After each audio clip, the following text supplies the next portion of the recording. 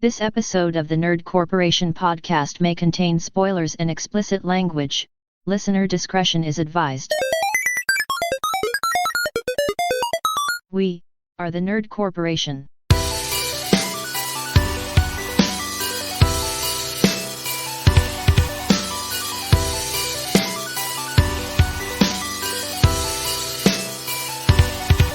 What up, everybody? It's podcast day.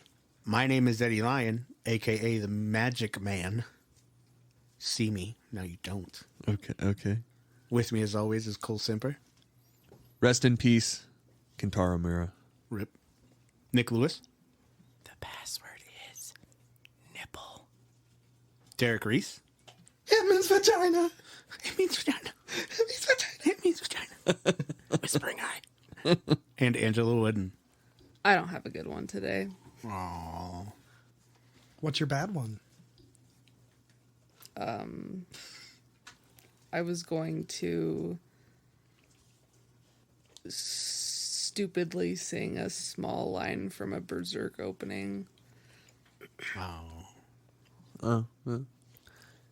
Well. I can hear it in my head and it's beautiful. And we are the Nerd Corporation. Welcome to episode 156, our top 10 albums.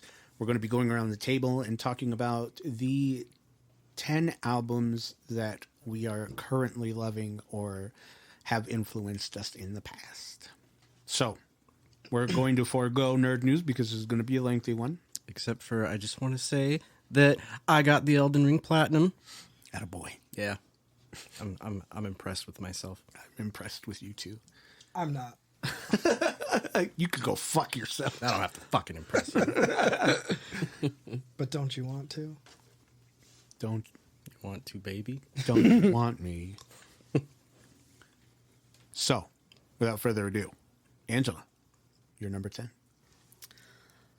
So my number 10 is Bo Burnham's Inside from the Netflix special Very nice. exclusive. What an album. Yeah.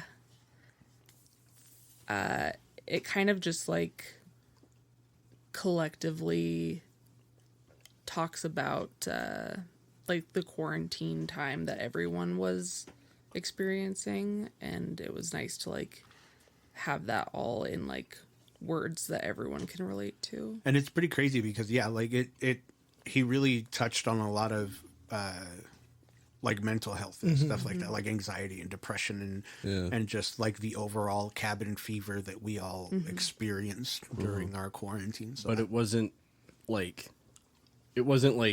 dead serious. It was like still in his style, Right. which was what made it great. White Woman's Instagram is probably my Yeah, there's just like a lot of like really good one-liners in there that like even to this day, like it came out a year and a half ago or 2 years ago. Last year. It was last year. Wow. That feels like forever ago. Right. Like even with that amount of time passed, like I'm still quoting it with like little inside jokes within the group. It was like, I think it was the beginning of 2021. It was real early in the year. That's crazy. But he made it during the quarantine. Right. Yeah. I love the one about FaceTiming his mom because Yeah. I have experienced all of that Yep. with my mom. Camera's just like right up here. Yep. Like when my mom asks Siri something, it's like, Has to be like right in her mouth. yeah. Cool. Cole? Number 10. Well, there's no order. My first one I want to talk about is it's called Volume 3, The Subliminal Messages by Slipknot. Okay. This is a very nostalgic record for me.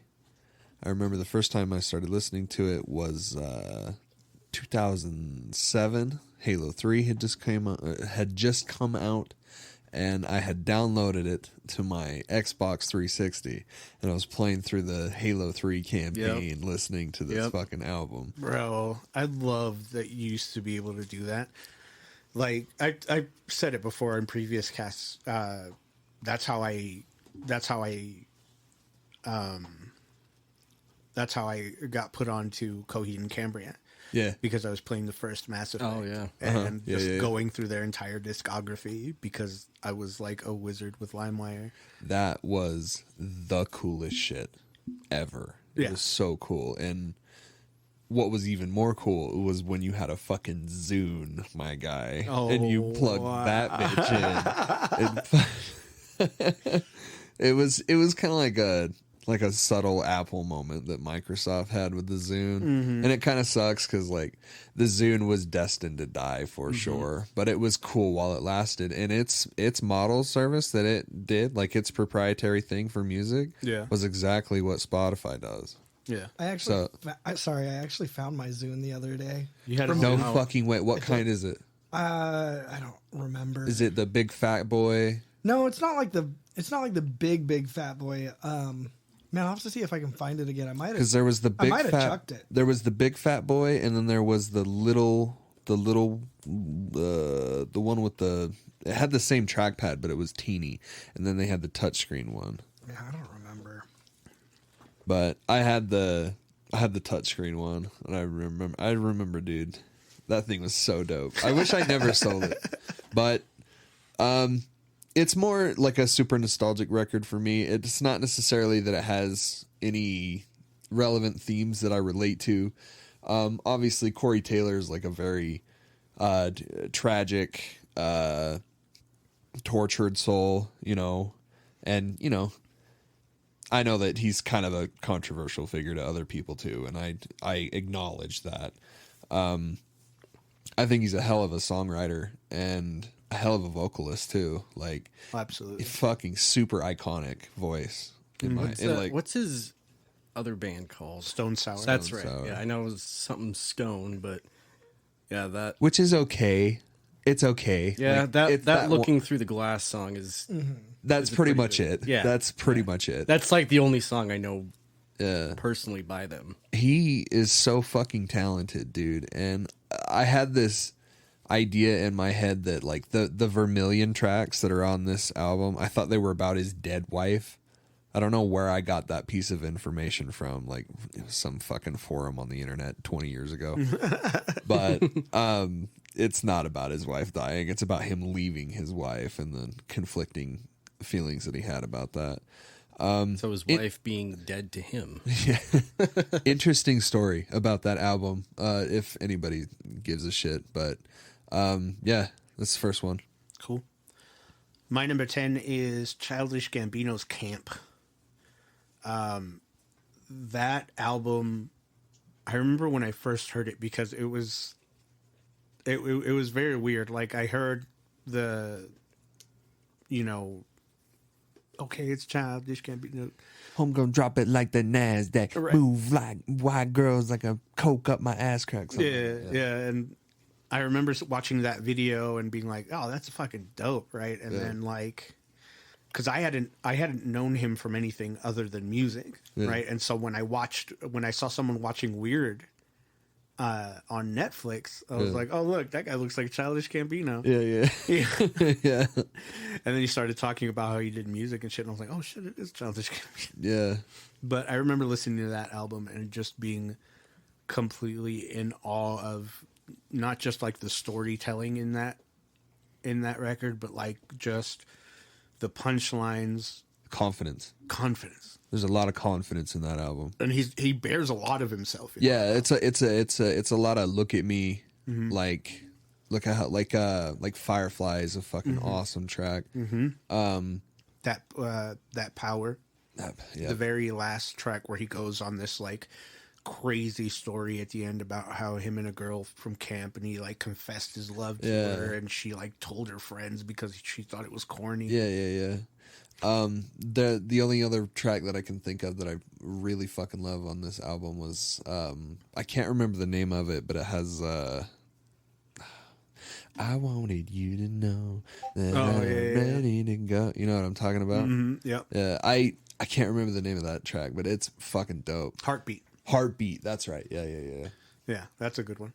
But yeah, like I think that album was super like important to me as a songwriter. Yeah. Like I I always had this like notion that we as like rappers can like kind of bare our souls, but not like completely. Yeah. And the fact that he just did all of that, like he was just like, your son is so advanced, but he keeps acting up in class and keeps peeing in his pants and like shit that like that like rappers wouldn't readily like admit to. And he's a nerd. Right. He's a massive fucking nerd. Right. And so it was just like, I don't know. It resonated with me because that's how I felt when I heard Soul Like Con album. And Yeah. it was just like, oh, I can be this nerdy guy, but also have this respected rapper persona as well. Yeah. So that's mine. Hell yeah.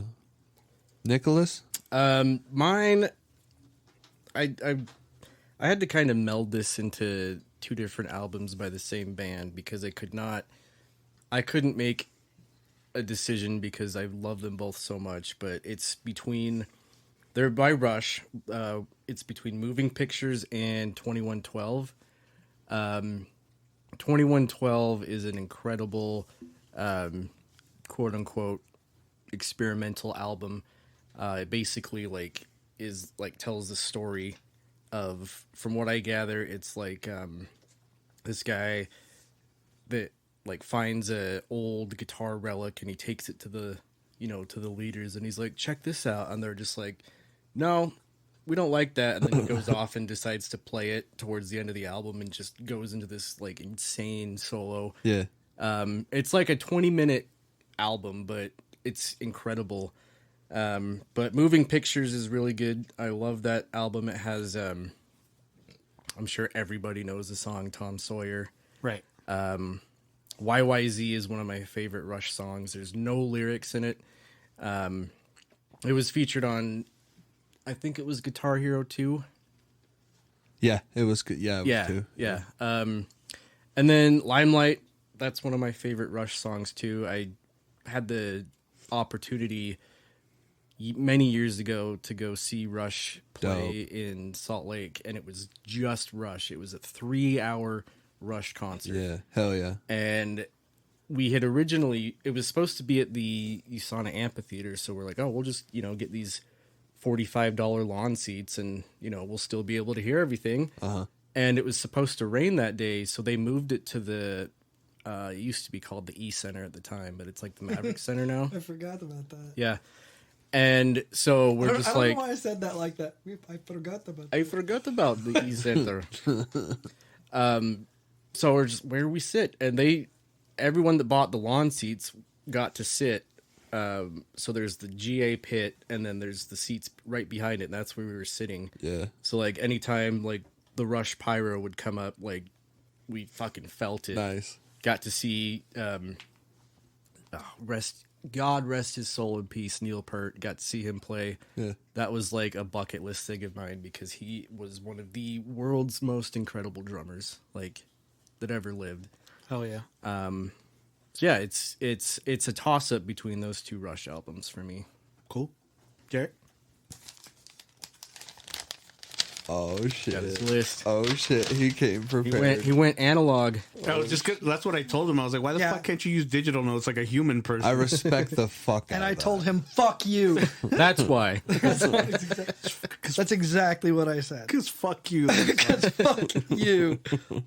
So I didn't put any of these in any particular order, and I'm already going to change one actually.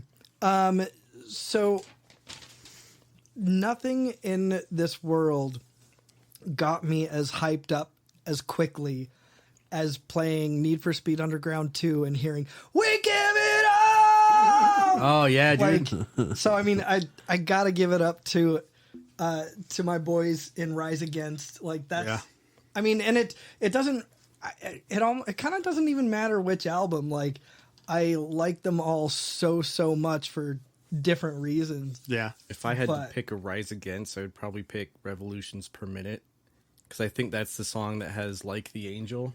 That was like the first Rise yeah. Against song I heard on Tony Hawk. Shocking blind spot for me is Rise Against. Like I never gave him the time of day. They're fucking amazing. Yeah, and I mean, that's the Rise Against is the music that I have tattooed from arm to arm across my back. I mean, Prayer of the Refugee is an amazing song. That's what I have tattooed on me. But it's not only amazing in and of itself, but it was really, really poignant in a time where my marriage was ending, and I was going through a lot. And one of the big things that my ex-wife would say constantly was, you're never going to fucking do anything with yourself. You're never going to make it without me. You can't even take care of yourself. I'm the one who does this. I'm the one who does that. You're a child. You can't fucking do anything. And you should be like, well, that makes you a pedophile. And, I don't need fucking her. I don't need fucking anybody. So, that song is just a huge anthem of, you know what? I got this. I can take care of myself. I don't need anybody. Yeah. That's pretty dope. But so yeah, that I would say that's it's one of the top 10. Like I said, I didn't order these in any way, shape, or form, but Oh yeah. I did. You fucking. I can't like No, I get the it. way It's too fluid. The way that my mind works, it's not that it's fluid. It's just that the way that my mind works is that all of these albums and songs and my own personal feelings about them have so many intricacies and minute little details that there's no way I could pick one and say that's the best one. Like that's my number one, I just can't. It took me like almost like a week and a half and this list I have here, I don't think it's even like actually like 100% accurate, but Yeah. it's hard. Yeah, that's also how mine is, because I don't really listen to albums. I listen to like complete discography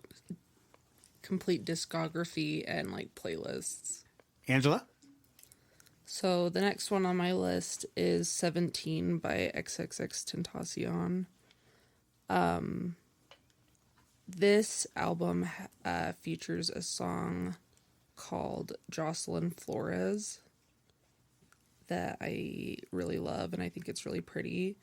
And it was this album that made me realize, wow, I'm never going to see this artist live, because he died shortly after I was introduced to his music. And yeah, I just really like this album. Very nice. Cool. My next one is called The Color Clear by a band called Reflections. That's not a color. This is a horrifyingly depressing album. It's kind of one of my albums that I go to when I'm kind of, in that mood. Mm-hmm. And there's a lot of contempt of, current identity and the opinion of others, and a lot of self-worth issues in this album. And it's not necessarily anything that's going to make you feel better. It's just kind of an outlet to get out some real shitty feelings, and where there are certain songs that do that on albums that I'm going to talk about that do have that purpose as well. However, this whole album is just nothing but, and I think that they're a pretty good band. They're not like the best around, but I don't know. It's something about the lyrics that really speak to me on it, and that's pretty much it. My number 9 is 2014 Forest Hills Drive by Nice. J. Cole. That album to me was another one of those albums where I was very much in my, like, I don't want to hear anything new. I don't want to hear anything modern. I don't, none of that shit is good to me, headspace. Yeah. And just listening to Wet Dreams, like that was the first song I heard, and I was like, well, I guess I'll check this album out. Yeah. And then front to back. Yeah. Apparently is probably my favorite song on that whole album. And it was just it resonated with me a lot. It gave me a big respect for J. Cole, and it made me go through his like entire catalog from that point. And he is like currently one of my favorite rappers. Love Yours. Great song. Standout track. January 28th, I think is what it's called. Fucking phenomenal song. This is the album that has Don't Save Her, she don't wanna be saved. Don't save First things Role first, Models. rest in peace, Uncle Phil. Yeah, Role Models, yeah. Yeah. This is the one that made him blow. This is the one that like put him on the map. It really is. And I really just like, I'm a sucker for storytelling in rap records. And Cole's one of the best. Yeah. And he really is. He Cole really, the goat. he really does know how to tell a story, not just tell a story, but package it so well into 3 or 4 minutes. Yeah. And it like you can visualize everything he says. You can hear the emotions in him. It was just an album that blew me away. Yeah. Yeah, that's mine. My next one is, and this took a lot of deliberation on my, like, in my own head to pick this happened a lot on this list, because I'd pick a band that I really thought I would put on here and be like, okay, which album am I choosing of theirs? This one I went with Master of Puppets by Metallica. Absolutely, probably one of my, like, not just of my favorite of theirs, but one of my favorites ever. And it was, I think, the first one that I actually heard, the first album of theirs I heard. And it's, it's got, I learned how to play Master of Puppets, and all of it except for the solo, because that's beyond my pay grade. Yeah. But yeah, one of my favorite Metallica songs ever is also a song with no lyrics. It's called Orion. There's a band that I really got into that plays. They have their own songs, but they kind of do a few different covers, like kind of flamenco style covers. They're called Rodrigo y Gabriela. Yeah. And they do a cover of Stairway to Heaven, which is phenomenal. And then they do a cover of Orion, and they do kind of that, one of them will play like the main kind of riff, and the other one will play, but they'll hit the guitar at the same time and do like a beat. Yeah. Okay. And they're just, yeah. So Orion is on there. You've also got, let's see. One of my favorites is For Whom the Bell Tolls. Of course. This remastered one, they have the whole album, and then they have like the rest of the album like as a live set. Yeah. But like you've got Battery, like the beginning of that song with the great song. Band I have yet to see live, but that's definitely a bucket list one for me. So yeah, Master Puppets by Metallica. Hell yeah. Very nice. T-Rock? So I would say that 9 Inch Nails' Pretty Hate Madie is apparently what I wrote down. Pretty Hate Medea? Like Madie. Some chick named Maddie. But no, Pretty Hate Machine. I mean, that was huge to me growing up. I mean, like that was the first time I had heard 9 Inch Nails, but more than that, I mean, that was the first time I had heard like that kind of electronic, heavy fucking music, and just the raw, brutal emotion. Yeah. I mean, like Head Like a Hole fucking blew me away.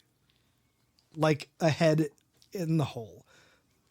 Or a hole in the head. I was going to say. Yeah. A head in the hole too, you know. A hole so big you could fit another head in it. Exactly. Headception. Yeah. But no, like it, I mean, Head Like a Hole, Terrible Lie, Down in It. I mean, Sanctified, like that entire, there's not a shitty song on that album. Play closer.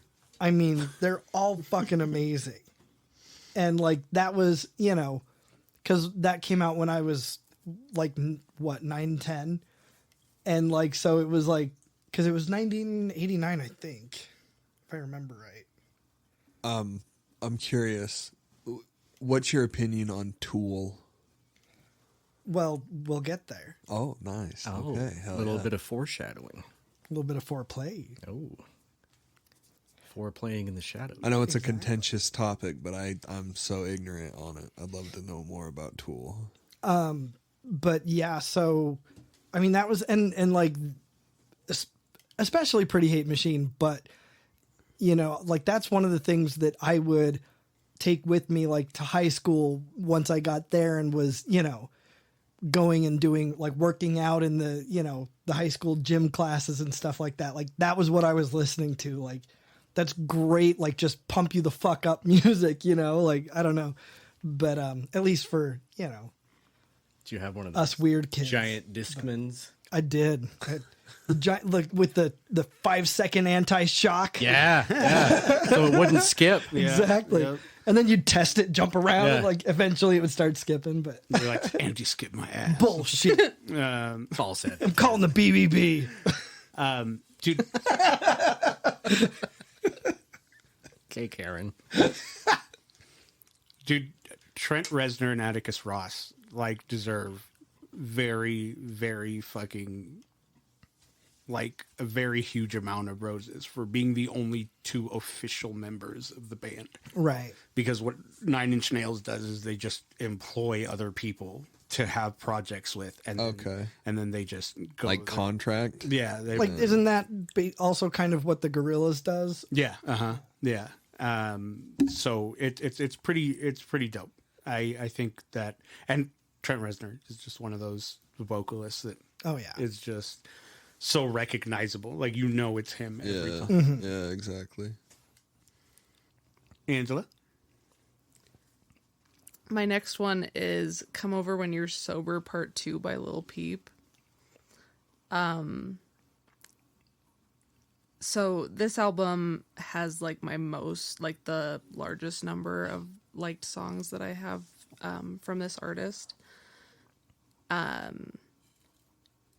And so that's the reason why I chose this album specifically. But as like kind of an honorable mention, I just wanted to like talk about all of Lil Peep's discography and how I think that it really influenced like an entire generation and basically created a whole new genre of music.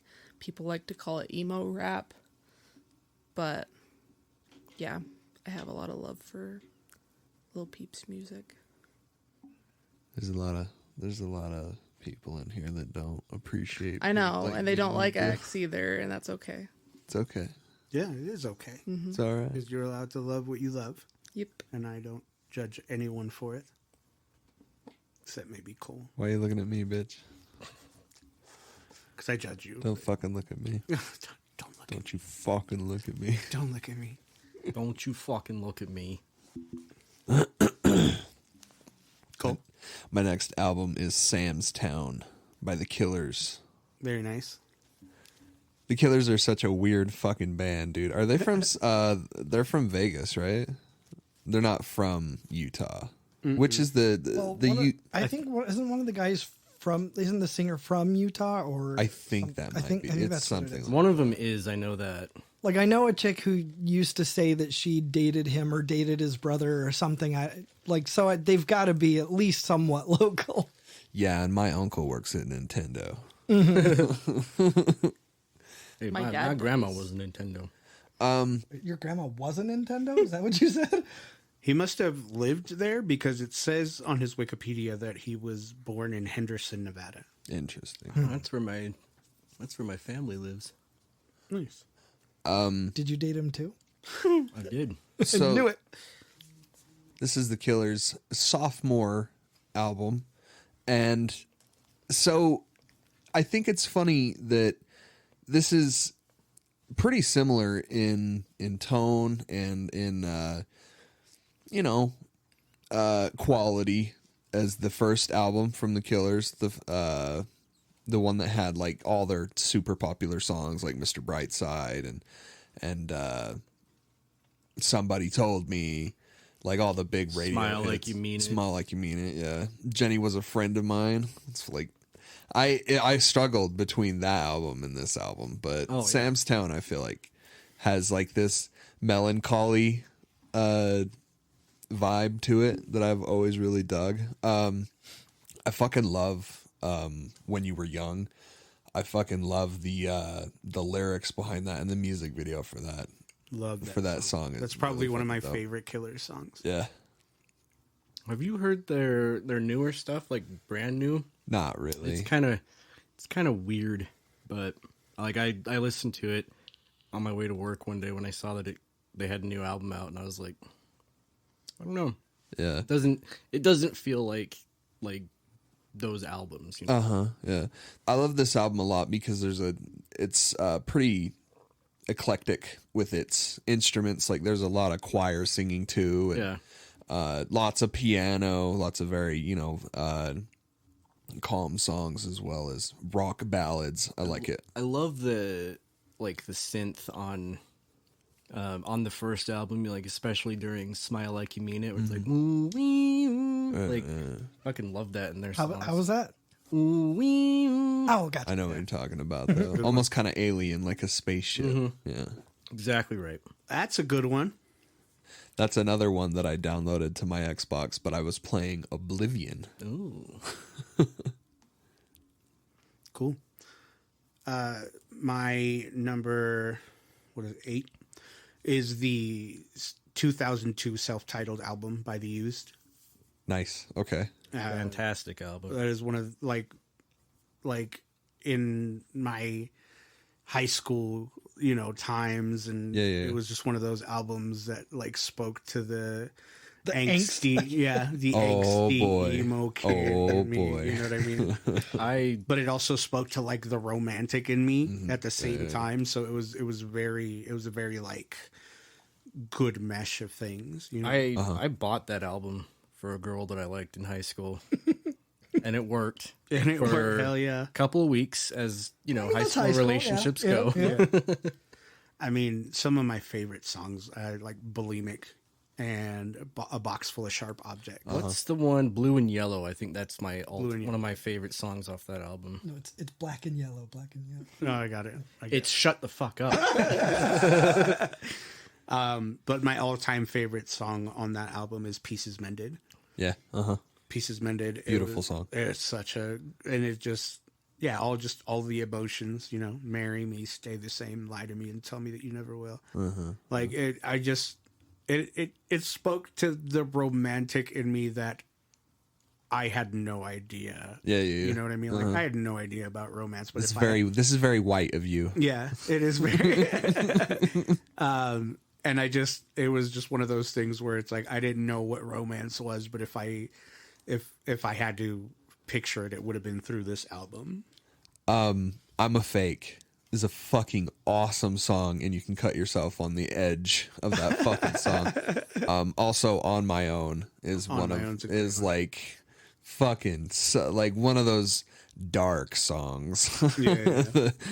I don't mean to tangent, but there's a funny story that I have with The Used, and it's basically just when I met, shout out to my friend Adam Odenthal, when I met him, or when I was meeting the friends of his that would later become my friends, he introduced me as Burt McCracken's half brother.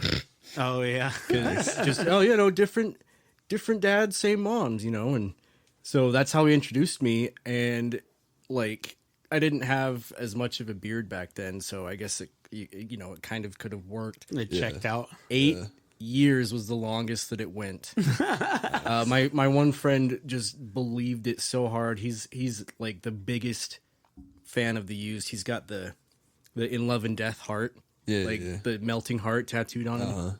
And we were at a party at his house one time, and his dad is also like just as big of a Used fan. And I told my friend Tom, I was like, "Hey, go down the street. I'll pretend to call him. It'll be you. And then I'll see if he wants to talk to you. So I call Tom, who sounds nothing like anywhere near what Bert sounds like. Yeah. And I hand the phone over, and they had this conversation for like 10 minutes. And then Tom came back, and I was like, dude, you just missed it. We just called him. And he's like, oh, shit. I had to go to the store or something like that. Damn. That's great. But yeah. 2002 self-titled. My next one is going to be The Number of the Beast by Iron Maiden. Nice. That's the first Iron Maiden album that I technically listened to. I was a little late to the game, but the first time I heard that title track was on one of the Tony Hawk games. I can't remember which one it was, but Number of the Beast was on it. 2, I think. Was it 2? Maybe. I don't. But yeah, they actually just put out a new album like within the last year. Yeah. But Any good? Oh yeah, Really? it's really good.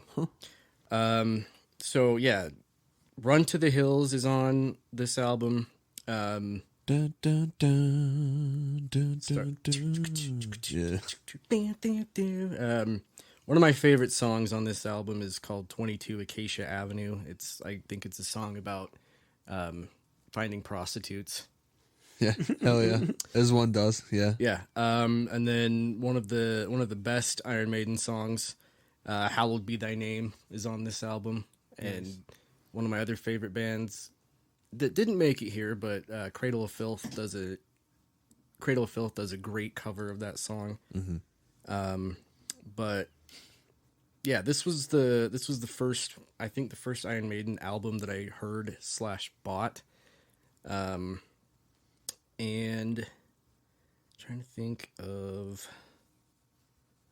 I don't remember which Tony Hawk game that was on, but I just vividly remember playing Tony Hawk and hearing Number of the Beast. And that's like the first time I heard it. So It's actually Tony Hawk's 4. is it 4? Okay. Run to the Hills is on SSX on tour, if you could remember that charming game. Tony Hawk is responsible for mine, and I'm sure many others' music tastes. Dude, as well. it's how I found like Bad Religion. Yeah, Goldfinger, Goldfinger. Yeah, like CKY. yeah. Like, AFI. yep. Yeah, it's how I found a lot of the bands that I liked in that era. Yeah. Era. I was just gonna do that. You guys are so lame. Derek. Well, I'm gonna go off my list actually for this one, and say Blind Melon, the self-titled album. Galaxy was also amazing, but the self-titled album was fantastic, and of course, you know that's the album that No Rain came out on. Which, of course, I'm sure for them is just one of those, like, oh, we hate playing that fucking song, you know what I mean? And it's nowhere near, not even close to the best song on the album. Really like, isn't. I would say it's the weakest. It's still a great song. It's not a bad song at all. It's great. But, like, all of their other songs on there are so amazing. And they're just so, like they were hippies who are just fucking over it. You know what I mean? Like, they're just angry-ass hippies. Like, Tones of Home is such a fucking amazing I couldn't song. remember the name of it, but that's the one I was thinking And of. Holy Man, oh god, they're so dope. But yeah, no, like that was a huge album for me. And I mean, one of my favorite all time Blind Melon songs comes on Galaxy, which is the one that you and I have covered, Eddie. But yeah, like as far as overall, that first album is definitely my favorite. Very nice. Angela? So my next one is The Sufferer and the Witness by Rise Against. Derek previously had mentioned this artist and a song that is featured on this album. This album was introduced to me in a time when I was just like entering like pop punk as a genre.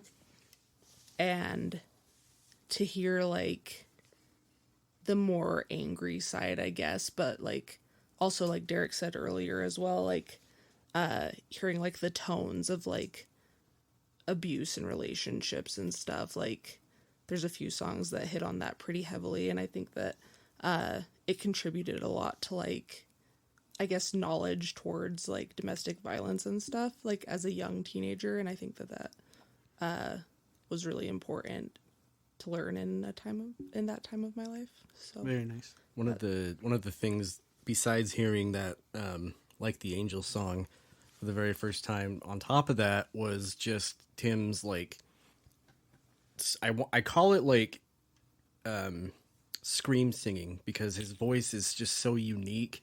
It's like he's losing his voice, but he's not. And Yeah, I fucking love his voice. Yeah, it's just like it's like his voice is at the end of its breath, but Yeah. completely. Yeah. Very nice. Cole? So this next one was really hard to decide, but I know I knew that I had to have one Mac album on here. But I'm going to kind of cheat a little bit. I'm merging his last two projects together, Swimming and In Circles. Because technically they were supposed to release at the same time. Yeah, like they're like The same album, pretty much. yeah, like a double album type deal.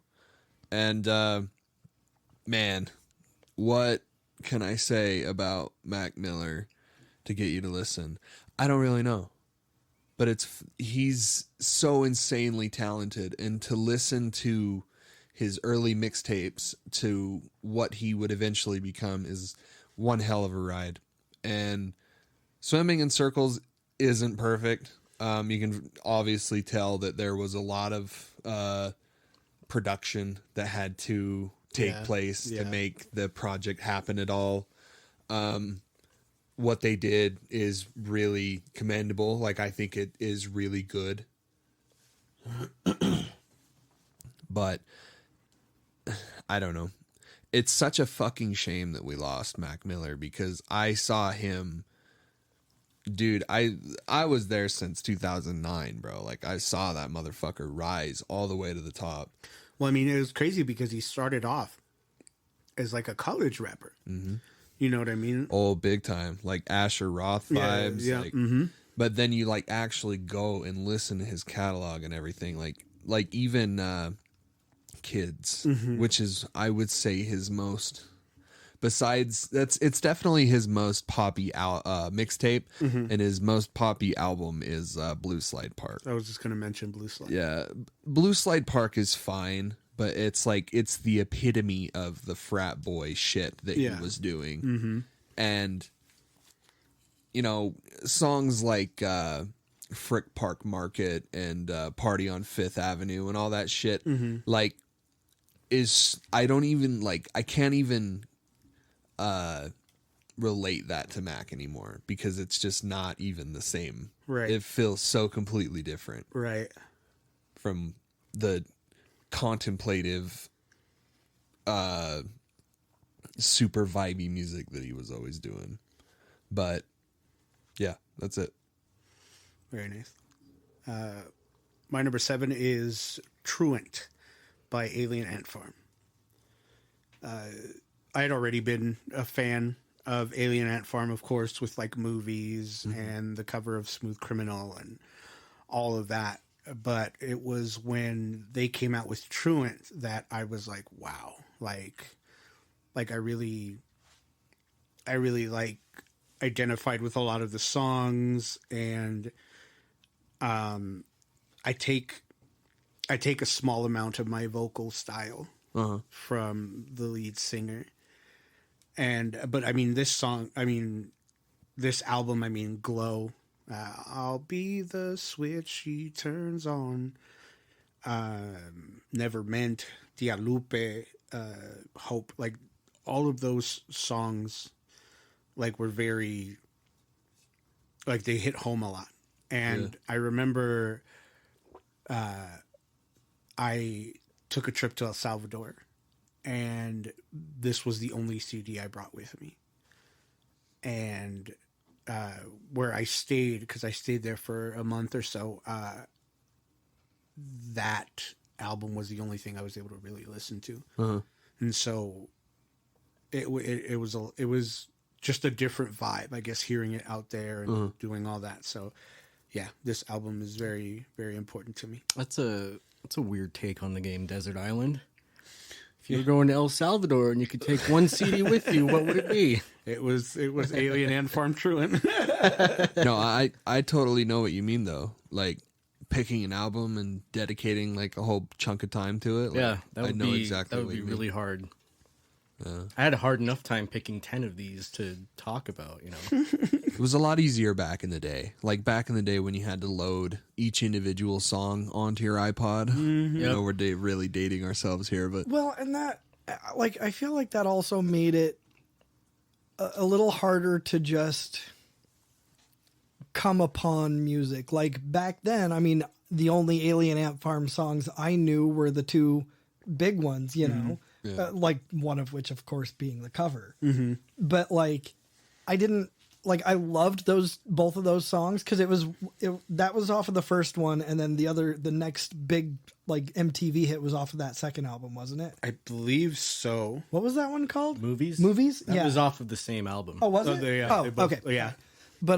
But like, I never went out of my way to expose myself to more Alien Ant Farm, and so those were the only songs I ever knew of theirs. Yeah. No, Which I wish that I had gone, you know. But like nowadays, like you can just Google search it. You don't have to like go out, buy an album, yeah. and go, God damn it, I hate this album. It sucks. Right, exactly. Yeah. But yeah, no, that album is super. It was almost like influential too with the way that I like write music, like the rock side of my music. Yeah. It's very like emotional and very like just thought provoking for me anyway, you know? Did you ever see the music video for These Days? Yeah. Where Yeah. they're at the BET Awards. Yeah, They're yeah. up on the roof playing. Yep. Everyone's just like, who are these fucking white boys? I love it. My number 7 goes to the phenomenal album known as The Battle of Los Angeles. Rage Against the Machine. Very nice. Oh, the phenomenal AJ. the machine. I was going to say the phenomenal AJ Styles. That's the exact The thing that popped phenomenal into my head. Rage Against the Machine. Ray J against the machine. Ray J Styles. Ray J against.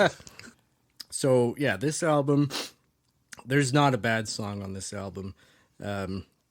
My favorite one on this one has to be "Sleep Now in the Fire." That beginning guitar, like just every time I hear that, and then when Zach comes in and just screams, that's like I just love every time. I love the build up to that scream, and then when he comes in, Guerrilla Radio, like there's not a bad song on here. Born of a Broken Man.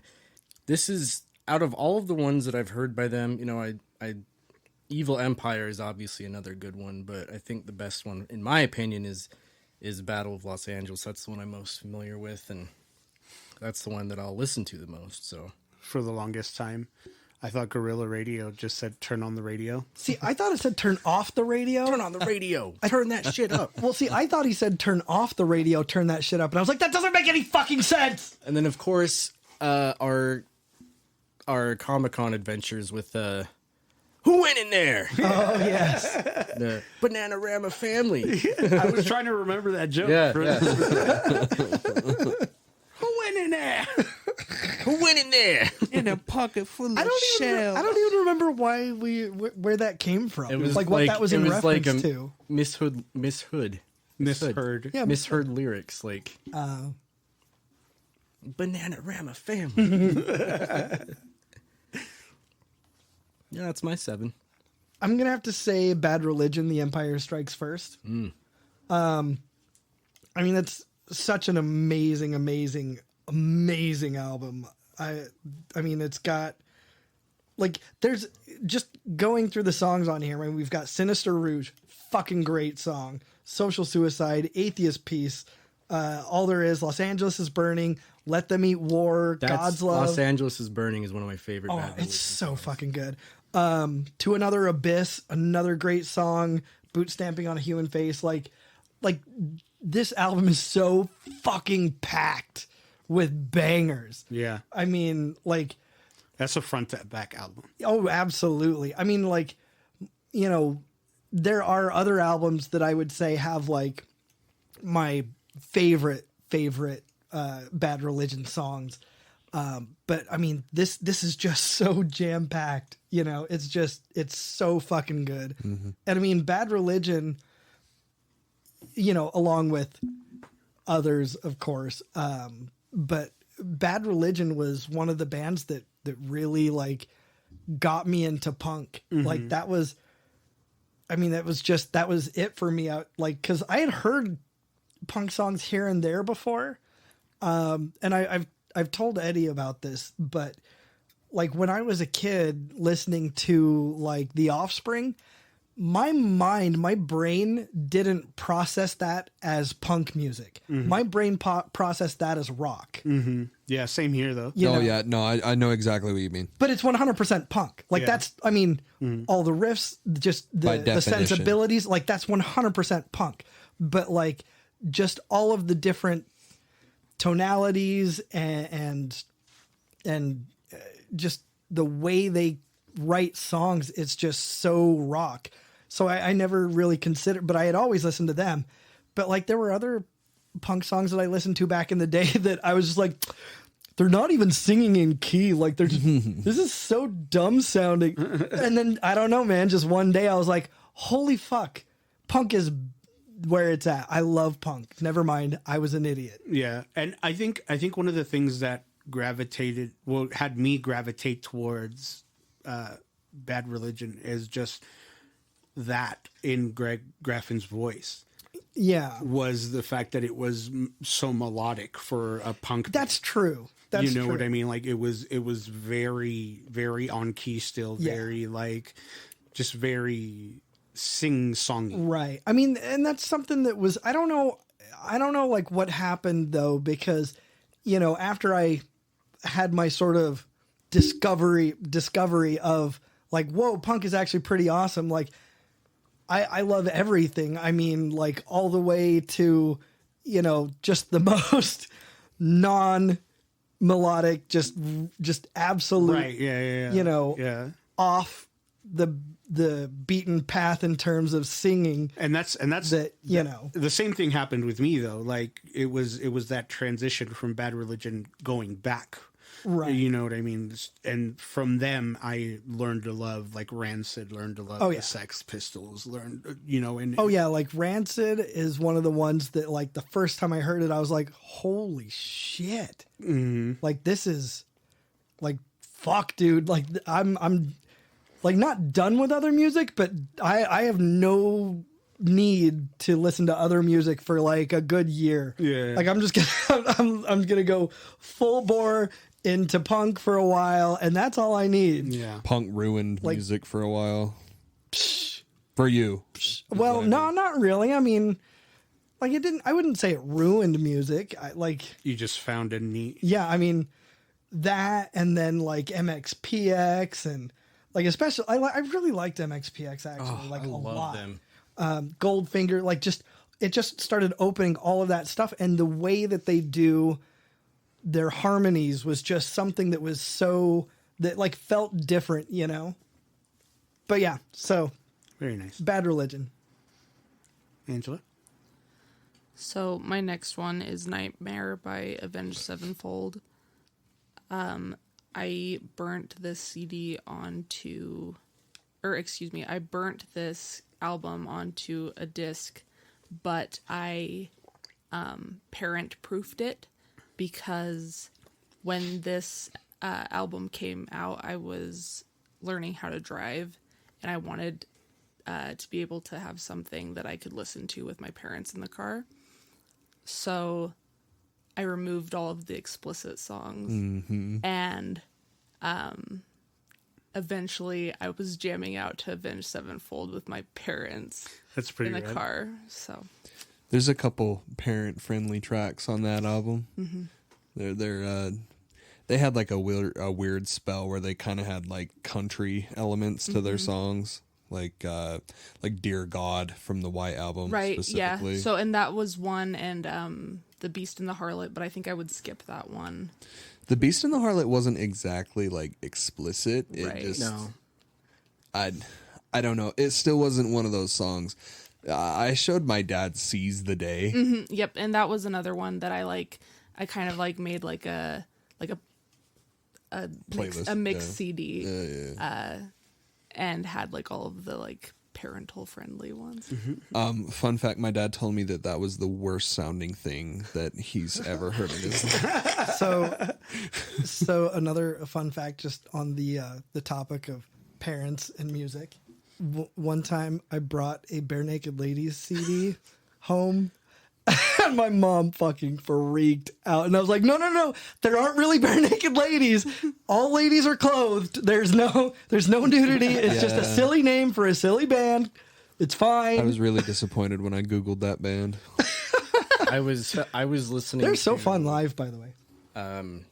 back in the day when you had your one family computer, it was that beautiful like brown and white colored, and yeah. I was listening to I think I was coding my MySpace page at this time. And I was putting a song on there, and it was Chop Suey.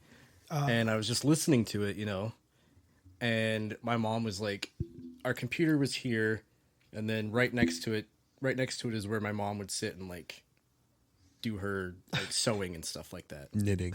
I thought she was cutting a steak. She'd butcher, she'd get a couple different cuts of steak. And I had that song playing, and she was sitting there, doing her thing. And that part in the song came on where he goes, "Why have you forsaken me?" Mm-hmm. And she was like, "What is he saying?" Because that was like a quote taken from the Bible. Right. It reminds me of that bit from that 70s show when Hyde gets Kitty to listen to Black Sabbath, and she's like, "Oh, okay, like church stuff," and she's listening to it in the tub, and it like the beat drops, and she like almost drowns in the tub because it's so There was obscene. one little last funny story is I was sitting in my car. Me and my friend were going to Salt Lake to a concert, and I stopped at that gas station in Brigham City, and he had to run in and take a piss and get a drink or whatever. And I'm just sitting there, and this woman is like, she pulls up next to my car, my old car, the silver SUV, and she like, motions for me to roll my window down. So I roll it down, and she's like this like mid-60s woman. She looks at me and goes, "I love your Lamb of God sticker." And I'm just like, word. Like, Word. this woman right here. And she goes, "I think that we should all follow in his footsteps." And I'm like, Randy Blythe? Like, I would like to. You should have been like, "Hell yeah, lady. Hell yeah." And then just Hell yeah, sister. just turn around and go, "This is a motherfucking damn." But yeah, she thought that I just really liked the Lamb of God. Nice. Cole? My next album is That's the Spirit by Bring Me the Horizon. Nice. This is my favorite album by this band. Not Sandpit Turtle? Not Sandpit Turtle. No. I do love that album, though. That's the Spirit is a celebration of the depression, basically.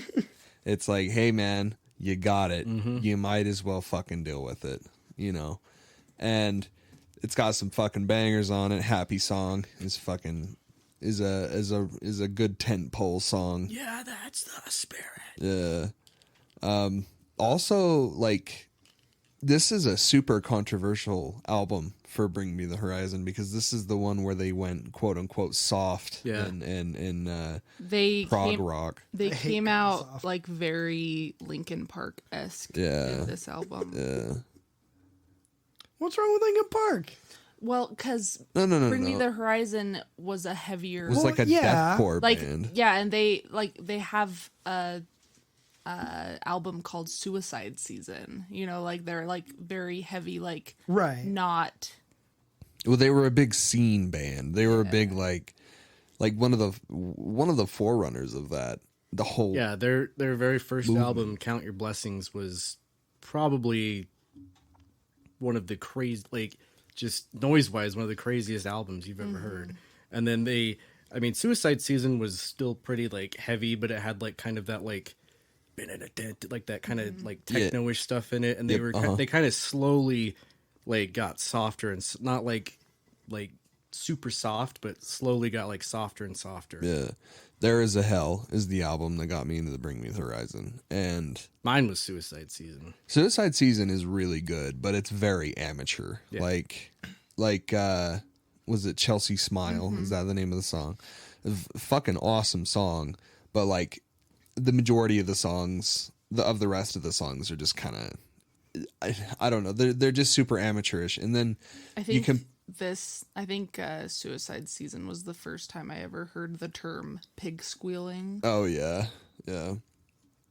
Well, and that's a whole story too about how, you know, everyone was blaming the softer sound that they had on That's the Spirit on Ollie's throat, and like how he was having issues with some kind of surgery or something. I can't remember, but you can't scream like that forever, dude. Well, that's why, speaking of Avenged Sevenfold and the Used, that's why both of them had to stop screaming. Like, I think Bert was like... Matt Shadows. Bert's throat was like bleeding, after shows.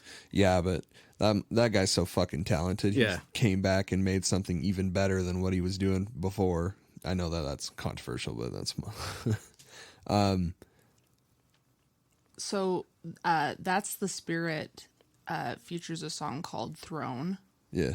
And I remember, like, when the controversy around this album was happening, that song Throne was on it had appeared on a CW show called The Vampire Diaries. Yeah. And I was like, oh Really? no. And I was like, I remember I reacted, I said, oh no, Bring Me is becoming like mainstream, like normie shit.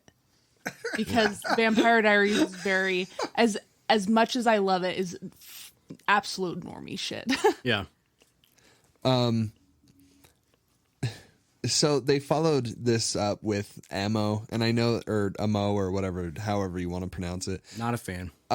It's Really? Like it's just AMO. AMO, yeah. so Amo. It's their weakest outing for sure, in my opinion. But there's still a lot of really good shit on there. Like, I mean, there's some decent ones on there, but a lot of it to me just was like too like dancey, and it's very experimental. Yeah. It's I don't know. I struggle to say that it's great, but there are some actual really good, like Sugar Honey Ice and Tea. Is Oh, a yeah. fucking Oh, yeah. awesome song, dude. that is a great song. And like pieces of old Ollie came through on the end parts of that song, and it's fucking dope. Or the one that he does with Danny Filth. What's that one song called? Oh, Saturday something. Shit. Give me a second here. I know that the word Saturday is Saturday. We'll go shopping. Yeah. I don't know. have you seen the music video for this song that you're talking about? It's so funny. It's just Danny Filth going. Wonderful Life. Yeah, it's just him going shopping, like in full garb. Yeah. In full, fucking ghost garb. Mantra's a good one too. Maybe there's more on here that I like that I, you know. Mantra was okay. It. I remember it came out around the same time as Far Cry 5, and there were like a bunch of like similarities between that and the Far Cry 5 is Yeah. Because the music video for Mantra is him pretending to be a cult leader. yeah, and I just remember it was like very I was thinking of 6. I'm like, that just came out. no. Ollie went through a breakup during Amo, and you can fucking tell. Really, I thought it was before That's the Spirit. Well, and Amo means I love. Yeah. Well, he was dating that Hannah girl. Remember, he was dating that Yeah, Hannah girl that's- during That's the Spirit. Yeah, era. and her yeah. Yeah. But And then he I thought broke that it up was- with her beforehand, before Almo, before he started writing. I could have about it. sworn that it was before That That's the reminds Spirit. me of the singer from A Day to Remember was dating Kelly Clarkson, so they covered like Since You've Been Gone. Yeah. And then they broke up, and the whole Second Sucks album is just like a big fuck you to her. Is it really? Yeah. That's funny. But yeah, that's it. My number 6 is Parachutes by Coldplay. This album holds a very special place in my heart. I remember when I first heard Yellow, I thought it was like such a, like, in my brain, it was just so calming and beautiful. And it was just, you know, so cool to me. So I went and bought the album, and it didn't disappoint. It didn't disappoint. That whole album was just something like precious to me. And I would remember singing Coldplay songs to my oldest when he was first born to put him to sleep. And it was just one of those albums that, like, to this day, like, I have the vinyl. It is just one of those timeless albums for me. Oh yeah. Yeah. Oh yeah. My next one is if you recall, this might be a little controversial to some, just because of kind of the stuff that happened with the lead singer. And I had to choose between their albums on this one too, but I went with Deja Entendu by Brand New. Yeah, he got into a little hot water for a minute there. Yeah. But I don't know about this. What happened? I think he was basically just Isn't it like a grooming I think type deal? yeah, he was like sexting. I don't minor chick or know, something man. like that. I don't know. It's a fucking epidemic, especially in that scene, and it's really fucking bad. Like, and when is his name Brady? Jesse. When Jesse got hit from Brand New, I was like, oh my fucking God. Literally anybody. It can be anybody. Mm-hmm. You know what I mean? Mm-hmm. Like, a fucking predator can come from anywhere. So it's unfortunate, yes, but I will let you know that I still rock the hell out of Brand New. Oh, so Brand do New I. fucking rocks. I have one of those on my list too, so I can't I can't judge. Hell yeah.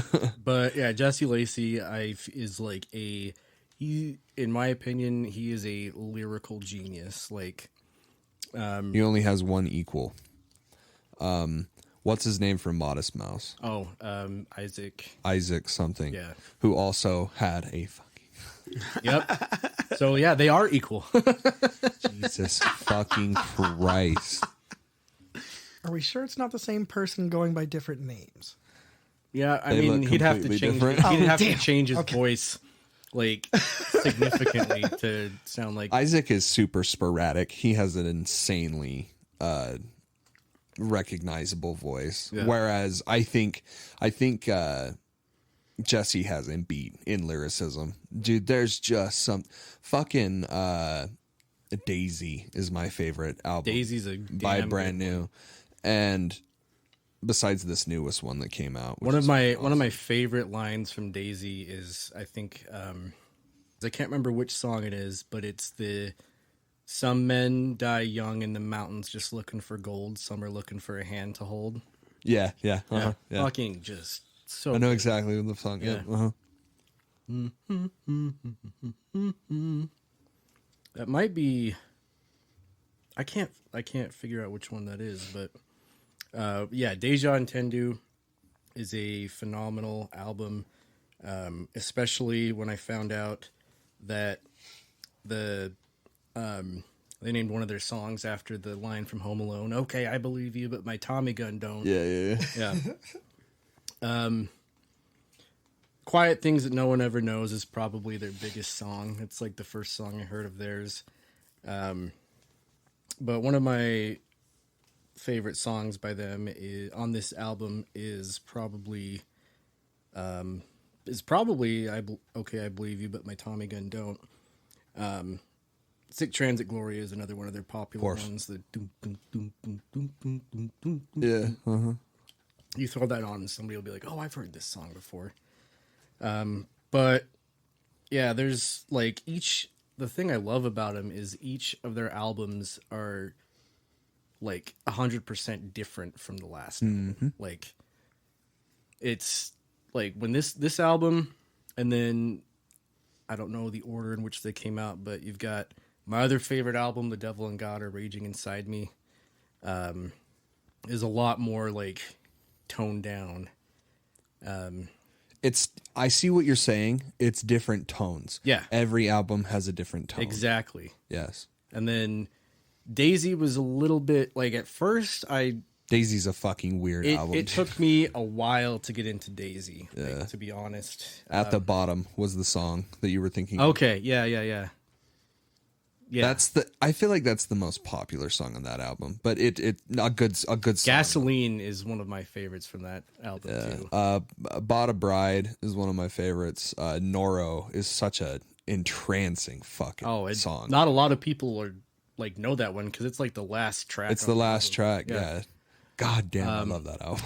And then Science Fiction came out and just was like is the most brand new album fucking ever, dude. I consider it like a proper, I want to call it a proper send off because that's the last thing they did, and I'm sure that's the last thing they'll ever do, unfortunately. I hope they don't come back, and I mean that in the most respectful way I do possible. too. Yeah, I don't think that I mean, I'm sure if they did I would not be disappointed, but I'm fine if they don't. Like, well, you can't have Brand New without Jesse. No. And it would be problematic to have that, which really sucks. It really sucks because we are the ones. Well, you know, obviously besides the victim, but there's more than one victim. Yeah. Jesus Christ. Wow. We're the ones that suffer. No! Oh, for fuck's sake. Leave it all in. I don't give a fuck. All right, For Amy fuck's Schumer. sake. My God. What a take. Bad That's pull. a spicy Fuck yeah, meatball. dude. That's We're the ones that suffer. Jesus Christ. Fuck. Those victims just wouldn't have come forward. We'd still have brand new. Yeah, if she just would have shut her mouth, she knew what was good for Suffered her. silently. Where's the lie, though?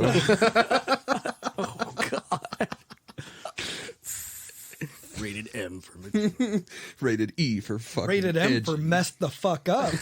That's what it's rated M for. Shit. The rest of us at the Nerd Corporation don't share the same views that Cole does. Absolutely not. So yeah. Derek? So yeah. I don't know which album I could pick, but it's Sublime, either self-titled or 40 ounces. Both of them. Man, how do you even pick? Yeah, You really can't. they're so fucking incredible. I mean, Bradley's like just the raw emotion in his voice, and like it's I just can't even. Yeah, no, absolutely. You know, you just can't help but identify with him and just be part of that feeling. Yeah, absolutely. Fun Sublime fact. My ex-wife was close to Bradley Nowell. No shit. Her uncle was a rapper, and they lived in Long Beach, and Uncle BB, as she used to call him, would come over and jam with her uncle, and they'd all just kick it and rap and sing and shit together. Oh yeah. So yeah. What a tragedy, man. Mm-hmm. Oh yeah. Yep, it's just another one of those. And it's crazy because I always have these like thoughts of like this might be an unpopular opinion to some, but I don't feel like Nirvana would have been. I knew what it was. exactly. You know what I gonna mean? say. Yeah, like I don't think Nirvana would be what it was. I can see what you're saying. If Kurt Cobain was still alive, but I don't feel like that about Sublime. I think if Bradley Nowell was still alive, Sublime would have gone way further than it did. I do disagree with that, just in the fact that Nirvana was already becoming just massive in terms like they were just astronomically like famous. Like that song was just blowing up because like that's something that no one had ever heard before, and it captured like not just the raw emotion and angst, but like just the raw music. Like this wasn't highly produced. These weren't like, you know, people who had their shit together musically. Like everything about it was just so raw, and just it was way more about the feeling and the message than it was about musical talent and good producing, good production. Like that was not something that had ever been done before, really. You know, like everything from the 80s was so highly produced and polished, and Right. like, so to me, there's maybe Nirvana wouldn't have had as, you know, much in terms of like sustained, like staying power. Well, but that first album, there was no way that wasn't going to blow the fuck up. Well, it was just that's the reasoning that I have for it. Like that. I mean, it was already blowing up huge before he died. Right, but I'm saying that it's because of that. It's because of that emotion, that raw power, that what am I trying to say? Like the just anti-established music scene, like that was only going to go for so long. Yeah, that's why I say like it may not have been like this really nice long sustained period of being on top, but like what they did and what they created was never gonna go unnoticed. By everyone. Right, like Nevermind is going to be one of the biggest albums of all time, of course. But I'm just saying that like that would have never been duplicated. You know what I'm saying? Like that could have never been duplicated. Well, I feel differently with Bradley Nowell and Sublime, because I feel like Bradley knew how to adapt.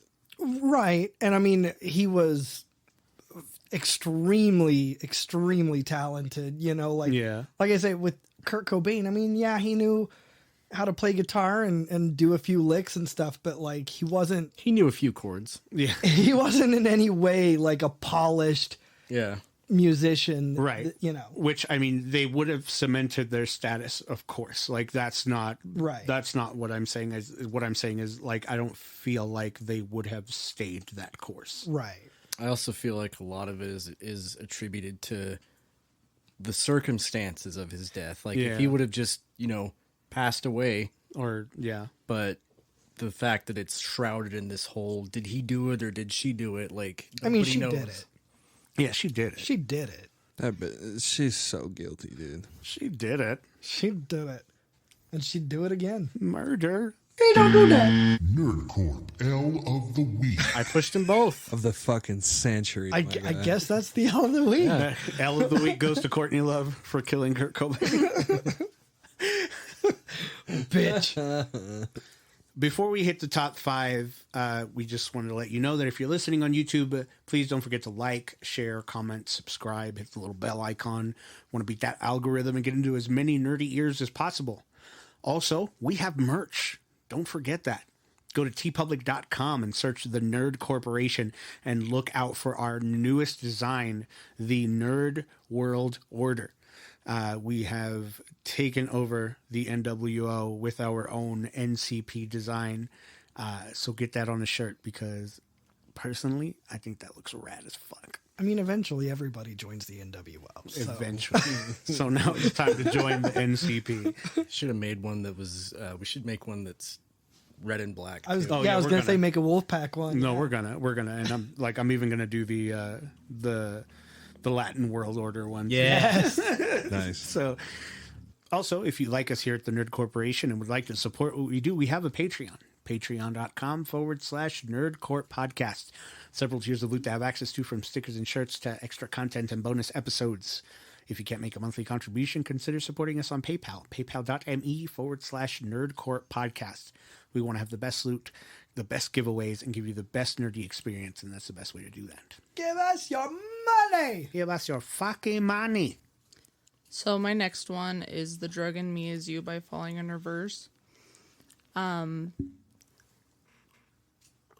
This is somewhat of a controversial album because the lead singer Ronnie Radke had just been released from jail. He was the former frontman of Escape the Fate, and he wrote a lot of the songs in this album while he was serving time. This album was like one of the big reasons why I got like into like the Warped Tour scene and like all of those other bands that like travel with them. It's also one of the first albums that Cole and I ever exchanged, so it's got a little bit of a soft spot in my heart. Sentimental value. Yes. But yeah. Despite my feelings on that man, I will still listen to that Escape the Fate album. Like, Love him or hate him, he's a talented motherfucker. oh, I hate him so goddamn much though. But you know, he put out that album, so Look, you can really, truly, he's done enough to warrant your hate, but I don't know. There's got to be a limit to, like, how long are we gonna carry around these grudges? You know Right. what I Well, mean? and a lot Like, of the stuff that people hate him for is all alleged. You know, like the whole reason. no, I've seen videos of him like throwing mic stands. he out did at the throw a crowd. mic stand in the fucking crowd. He kicked people out of the show that weren't chanting for him, that were there to see the band they were playing with. He's done his shit, and it's definitely apparent. However, he's a hell of a musician. Oh, that's not deniable. Just go torrent the music. That way you don't have to feel bad about him getting money for it. That's true. Sail them high seas. Or just use Spotify. Well, I mean, that's true because they still get like nothing, Yeah. basically. So true. Very true. Cole? My next album is the self-titled album from a band called Being is an Ocean. So I really like, it's a very philosophical album. It touches on a lot of really taboo subjects such as like parental abuse and like the cycle of violence and how we pass these things on to our children and we don't know that we did. You know what I mean? Like passing down those demons in a way that affects them for their whole life. Yeah. And it's got a pretty rough ending song, but I think it's like a must listen, like, cause it's such it tells a cautionary tale of, you know, abuse in the family. My number 5 is Incubus's Morning View. I owe a lot of my influence as a vocalist to Brandon Boyd. I remember hearing, Make Yourself and being like, wow, like I want to be that guy when I grow up. But Morning View is just one of those albums that just really like touched me. You know what I mean? Wish You Were Here, Nice to Know You, Warning, Are You In? Like a lot of really good singles came out of that album. This was also an album that came with a DVD, the Morning View Sessions. Gotta love it. Oh my God. Gotta love it. The Morning View Sessions was such a good like showing, like a good, such a good unplugged showing by them, and I just so good, so good. One of my favorite song on this album though has to be Under My Umbrella. Because it goes from this like Ella, A. exactly, that's the one. but I make that joke and I get fucking crucified, Yeah, because motherfuckers. but it goes from this like low compressed produced like when I close my eyes, but it's just like so like deep and guttural, and you can tell there's like a lot of effect in it. but then it goes into this like crazy swell of emotion. You know, these eyes are not your eyes, and it's just like crazy. I don't know. It was just one of those songs that I really, really loved, and I always really loved more of their like "fuck you" type of songs. You know what I mean? Like, and that was definitely one of those. You know. Yeah. So and I always thought Brandon Boyd was such an intelligent lyricist. Yeah.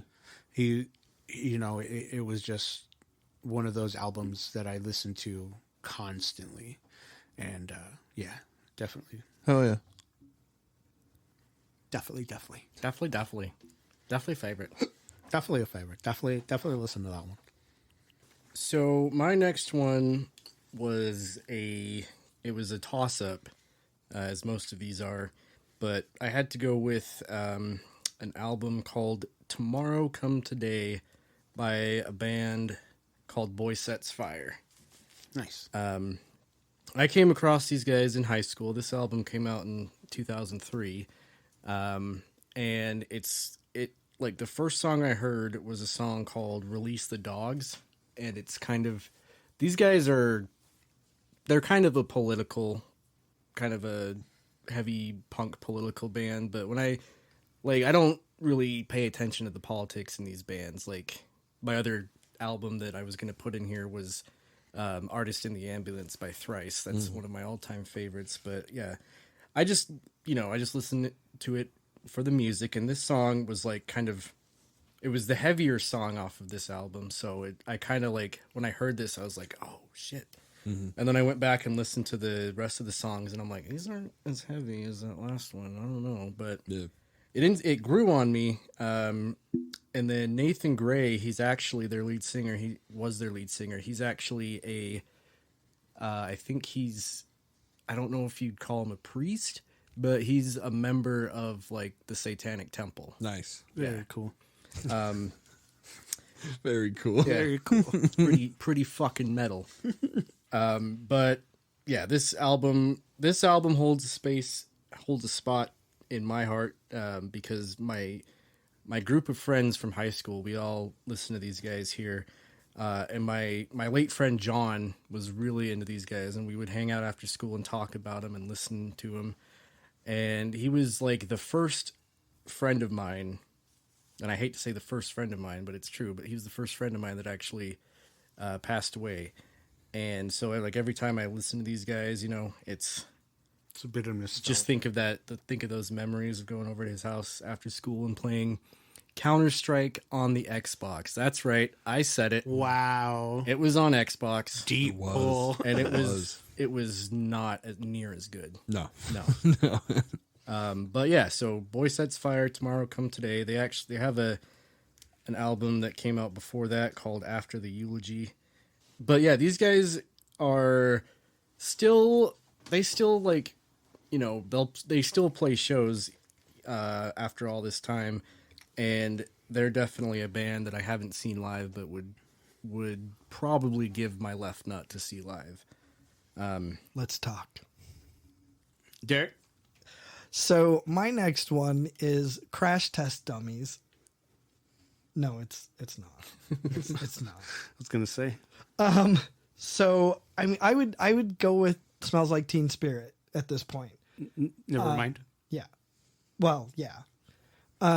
Because that, I mean, first of all, just the video for Smells Like Teen Spirit was like, again, I mean, it just epitomized the message and the music of just like, it was just dirty, poorly lit, you know, just chaotic, smoke everywhere. Like, it was just the absolute opposite of everything that was coming before it, you know? And right. It was just so fucking, not just the anger of it, but just how superficial the emotions had been brought up, like to that, you know, just right there on the surface. But just how, you know, on the sleeve the emotions were, and just, you know, holding nothing back. Like, I just connected with that so much because of, you know, just growing up here, how repressed everything is and how, you know, you can't, or like, it just wasn't a thing that was done to be so vulnerable and torn open like that. At the risk of sounding really like cliche, it was organized cacophony. Yeah. Like, it was just like this crazy, like, discordant fucking, like, mesh of sounds. It was like structured dysfunction. Yeah. Like, it really was. And Bleach was amazing as well. Like, Yeah. I mean, but you know, that I had to find after my exposure to Nevermind. Yeah. So Smells Like Teen Spirit. It's such a simple song, like especially if you like look it up to learn it on guitar. It's one of the easiest songs you can ever learn. oh yeah. But when that drum fill in the chorus comes in, there's no denying how like just raw that song is. And I'm not like head over heels about Nirvana, but I will say that one of my favorite Nirvana songs ever is Lake of Fire. Oh, that God. is a What a great fucking song. banger. Well, that whole Unplugged album is just Oh, fucking amazing. Yeah. Because right there, you do see the musicianship and, you know, how well they gel together and play together and sing together. yeah. Like, I mean, Absolutely. it's just so, and the emotion's still there. The hurt and the pain is still 100% coming through Kurt's voice, but it's just so calming at the same time. It's fucking crazy. Derek and I have a fun story about that song. We were having our band was playing at a show. Well, it smells like Teen Spirit, right? Yeah. Mm-hmm. no, it's not another Teen Spirit. Well, I was just saying because you said Lake of Fire. Just- And our band had finished playing, and we had done our big song at the end, and Adam, shout out to Adam Odenthal, he was just like, played Smells Like Teen Spirit, and we had never played that song together. Like, we had never done that song. We had like played around with it. I mean, we hadn't even really done that. Like it was just crazy, but like we were like doing it, and then Derek comes in with the riff, and then we just fucking Like play the song. that's the beauty of Nirvana, and especially that song. Like, I feel like if you're too practiced at it, you're not going to capture what the song is. Like, we completely did it off the cuff. We had never played it together, like as a unit, and at least more than just fucking around once or twice. And like, it just the spontaneity of it, and the fact that, you know, we all play together regularly. So even though we'd never practiced the song, we know how it feels to play music with each other. I have very specifically put the word music in there. It took everything in me to not say, you can suck on my unit. Yeah, I didn't want to say, I mean, we're so good at playing with each other. But, you know, like, it flows so naturally. And if you have timing errors or mistakes here and there, like, I feel like that's kind of important for the feel of the song. Yeah, it was a pretty fun time, and we never played that song again after that. Yeah, we never have. Angela, So my next one is Common Courtesy by A Day to Remember. Good choice. So I can't remember how long this album had been out, but my senior year of high school, I was shopping around for a new car, and my dad had suggested that we go look at this older Toyota 4Runner, and I was like, oh man, I don't really want an older car, and this one has a lot of miles on it, and I was just like thinking of like every excuse to like not buy this car. But then I started up, and weirdly enough, this album, the CD is in the disc slot. And so I'm like, whoa, that's freaking weird. And so we went to the Logan Airport. My dad has access to it, I guess, but that's where I test drove this car. And I just like was going like almost 100 miles an hour down like the airport like runways, I guess. Listening to Day to Remember, and I was like, hey, this is the car. I don't know what I think that this album had a huge impact on me getting the car, and I still have that car today, and it's about to hit 300,000 miles. Damn, that's Toyota for you. Yeah. And a Day to No, it's a Remember. Toyota 4Runner. I see what you did. I will hit you in the penis. Gotta do the Ernie laugh on it. Is that the dog laugh from? Well, that too, but like I remember it from Bert and Ernie on Sesame Street. Muttley. Muttley, yeah. Muttley, yeah. I can't do it, but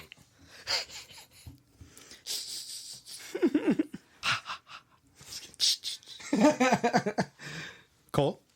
My next album is Daisy by Brand New. boy, I spoke at length about it. It's a fucking weird album, but a really good one nonetheless. Cool. My number 4 is Linkin Park's Hybrid Theory. Nice. I thought I was so fucking cool listening to this You album. know what, dude? You fucking were. Okay. You fucking were. Like, it was You so and your Skull Candy headphones. Skull Candy headphones with my Jinkos on, bro. Were you Fucking crawling in your skin? wallet chain? wearing my Volcom hoodie. Fucking Your Echo Unlimited yeah, belt. Yeah. Echo Unlimited belt, with my South Pole windbreaker, bro. Yeah.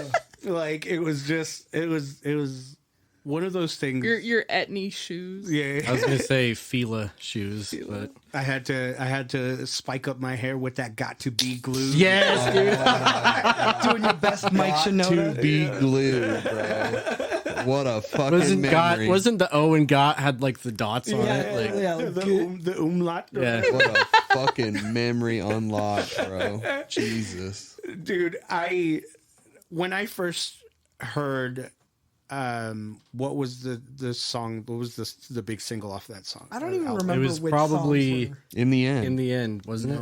No, it was before that. Crawling? In the end was the second Was single. Crawling in My Skin on that one? Yeah, but Paper Cut? No. Yeah. No. Paper Cut was the opening track. like it didn't really get I'm about to break, like that. everything song. you say to me. Closer. One step closer. Oh, yeah. One step closer. So when I first heard One Step Closer, I'm about to break. I need that. I need Yeah. I need to hear all of that.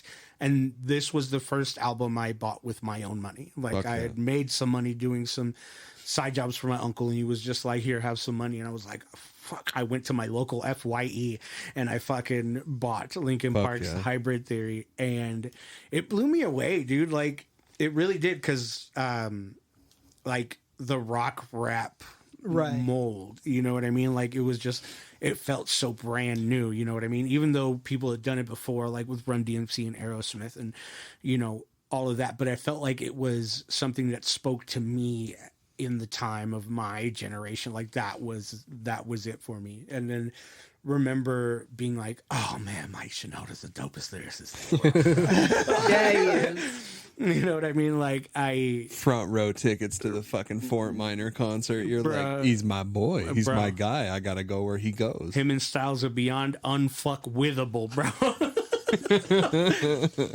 Fucking, I have a lot of good memories with that album. Like, that album is another one that I have on vinyl. I have the 20th anniversary. It's funny that you mentioned buying that at FYE because I bought mine at Sam Goody. Fuck yeah. Remember when we had a Sam Goody in the mall?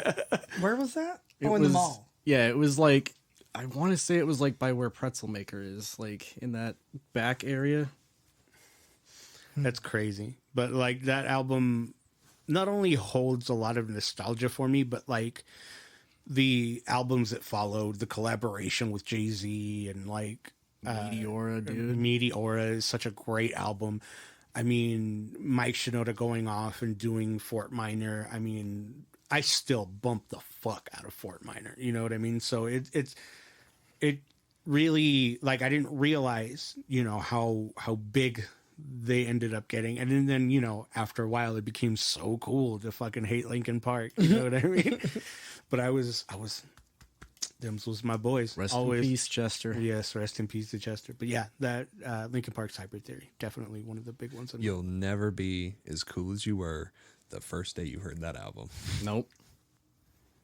Unless, you know, we want to talk about Limp Bizkit's Chocolate Starfish and Hot Dog Flavored Water. Or significant other. I don't know, man. I was a pretty huge fucking nerd all that time, that entire time. Nick? So my next one is a album known as Infiltrate, Destroy, Rebuild by a band known as CKY. Flashing to give myself This album is, for me, the definition of front to back. Like, I could sing every song on, like, the last albums of my list are like, I can sing every song on it while listening to it. I didn't find out about the band until after I started watching the show, the movies, which I came into after, you know, getting into the whole Jackass craze. Mm-hmm. You could really only find the movies like at Zoomies. Mm-hmm. And there's a funny story about me and my friends. We were a bunch of hoodlums. We five-finger discounted a lot of places. Allegedly. Allegedly. One of the places allegedly was Zoomies. Bro, people stole from Zoomies all the fucking time. We had apparently been snitched on. So we were in there, you know, doing our thing, and dude comes up to us and he's like, "You guys looking for anything?" And we're like, "No, we're just hanging out here. School's over, you know, we're just at the mall." And he comes over, and I think what he said was, "Well, I heard you and your posse like to come in here and jack shit for us." And just like, we're just all shoulders, like, "Oh, Yeah.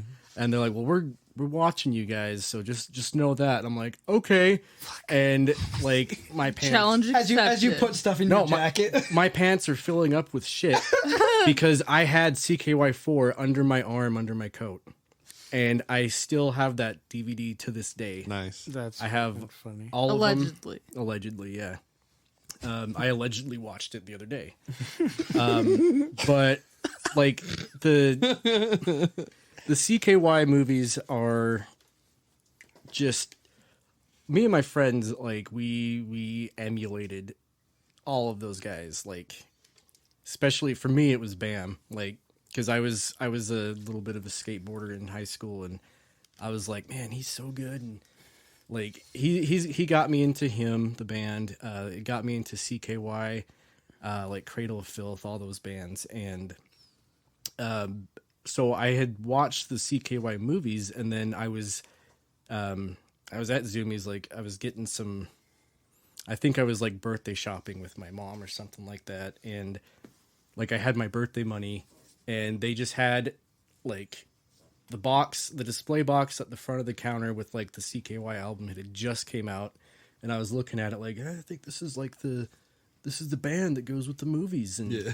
I had no idea who the band was at the time. Yeah. I took it home and listened to it, and like their music and their guitar is just so, it's not like anything that you've ever heard before. Like, their guitar just has this, Darren and Chad have this, their guitars have this unique sound. It's a bummer. I mean, they're still doing stuff. Chad is their frontman now, the guy that has, like, I don't know if you remember him getting drunk and going to Gigi Allen's grave in CKY. Oh, yeah. That he's their like frontman now. I don't know. Darren left, but and then I made the connection. I'm like, oh, Bam's brother is the drummer. Man, these guys are so cool. Yeah. And like, as soon as I listened to this album, I was just like, this is the coolest stuff I have ever heard in my life. So, CKY. Hell yeah. IDR. Derek? So My next one. What are we on? 4? 3? 4? 4. I'm interested to see who your Predator band is. Oh, I was Had like, one. I don't think that's a movie. I don't think he was in a band. So my next one is Soundgarden, Nice. Super Unknown. I mean, that album was fucking crazy and was so eye-opening in just, again, like that raw, heavy, like not shying away from the emotion. I mean, Let Me Drown, like My Wave, fucking Fell on Black Days, Black Hole Sun, Spoon Man, The Day I Tried to Live, like Suicide. I mean, like, Jesus A Christ. bit of dude. foreshadowing there. I know, right? But, like, God, that album was incredible. And that man's voice. Chris Cornell. Chris Chris Cornell Cornell, it just. could not do any wrong if he tried. Nope. And what's crazy is I have a Well, except for, but Yeah. I have a somewhat distant relative who, like, especially back in the day, looked like Chris Cornell, and I was like, "What the fuck? This is crazy. I wonder if he's really Chris Cornell." Sing Black Hole Sun real quick. Yeah, do it. Come on. But yeah, no, that album was. I mean, first of all, like Soundgarden, Alice in Chains, 9 Inch Nails, Stone Temple Pilots. Stone Temple Pilots, all of this stuff was coming out when, I mean, granted, like it, it was just kind of a changing of the guard, really. But I mean, before then, what were we exposed to, especially here in Utah? Like boy bands, Vanilla Ice, MC Hammer, like Sir Mix-a-Lot. we didn't even, like, we weren't even that familiar with Sir Mix-a-Lot. I mean, here, that kind of shit just wasn't all over the place, But, like, I mean, everything was just not just so produced, but was so careful about, like, no one wanted negativity and heavy emotion Right. to be coming through music. Like, that was something that you shied away from. Like, you didn't want, like, I don't know, maybe it was a thing where they were like, we don't want to damage kids or whatever, because that's always been a theme. But yeah, and then all of a sudden, all this stuff started coming out, and I was like, God damn. Yeah, definitely. sorry. I'd like to take you on a journey to September 11th of 1996 to a little town here in Utah known as Spanish Fork, Okay. who unknowingly booked Rage Against the Machine Ah, yes. to come play in the town, and the town lost their fucking minds. Like, I'm reading the article now. The residents of Spanish Fork were closing their stores early, fortifying their homes, and literally bracing themselves for Rage Against the Machine. And I'm like, that is a perfect description of that town. Like, Yeah. but yeah, and like if I was of age and had known about that, I would have been there. But yeah, I was 10. But yeah, so I mean, that's mainly it. Like, that album was just so crazy. And fun fact, the guy who in the video, like the guy with the beard and everything, the old dude, he actually shows up in a Mystery Science Theater, a movie that Mystery Science Theater riffed. Oh, that's awesome. Werewolf. Oh, okay. He played the groundskeeper. Yeah, I'm like trying to picture it. I know I've seen it, but That's cool. But anyway, Angela? So this next one is a tiny bit embarrassing, but I think it's important to humble yourself here and there and remember like where you came from. So my next one is Swan Songs by Hollywood Undead. And I think that like this album was my introduction to like edgy humor. And like immaturity and like realizing that it's okay to like not always be super like serious and like think that everything is so like you can't say that, you know. Everything is like so. Hey, don't do that. Yep. But there's also a few songs in that album that get a tiny bit like emotional and like almost, I don't want to say like ballad like or like that it's preaching anything, but there's a few songs that like they have a way with words that it just really makes you think. Cool.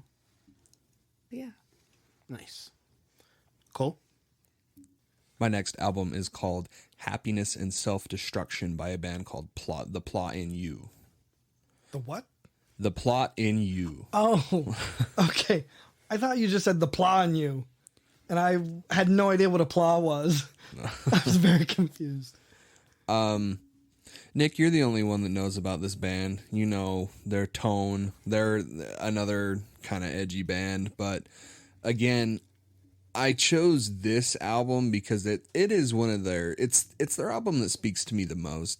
But This is kind of not as heavy as their other stuff, right? this is their heaviest shit. Okay. So thematically, this is their heaviest shit. It's kind of soft. It's more soft than Firstborn or whatever the hell that first album is, the purple one.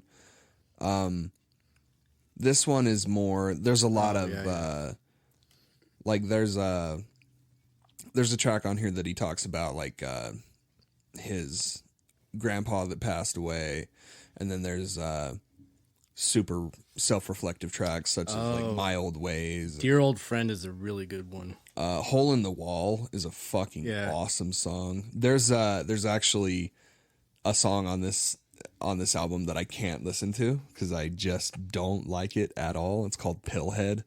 I don't like that song gives me the heebie-jeebies. Like I don't dig it at all. And it's another one of those kind of depressive albums, but it has a little bit of a positive outlook to it at the end of it. But the two memorable Plot in You albums that I still love are Firstborn and then Could You Watch Your Children Burn. I just like was it's a fucking awesome that album. was like when I heard that title track, like Could You Watch Your Children? I was just like holy shit, dude. Dude's got some crazy fucking vocals, bro. Yeah. But yeah, that's it. My number 3 is Stadium Arcadium by Red Hot Chili Peppers. Get into it. Specifically the Jupiter album. This was a double album that they came out with. I'm trying to look at this was an album they came out with in 2006, and so many good songs on this one. Danny California. It was kind of like a, hey, we haven't done anything for a while. Here's a bunch of good shit. Right. Like Anthony Kiedis is proof positive that you can be a fucking major heroin addict, come back and still make good music. Like Danny California, Snow, Charlie, Humpty Bump, Slow Cheetah. I mean, it is one of the best albums that I've ever heard for me.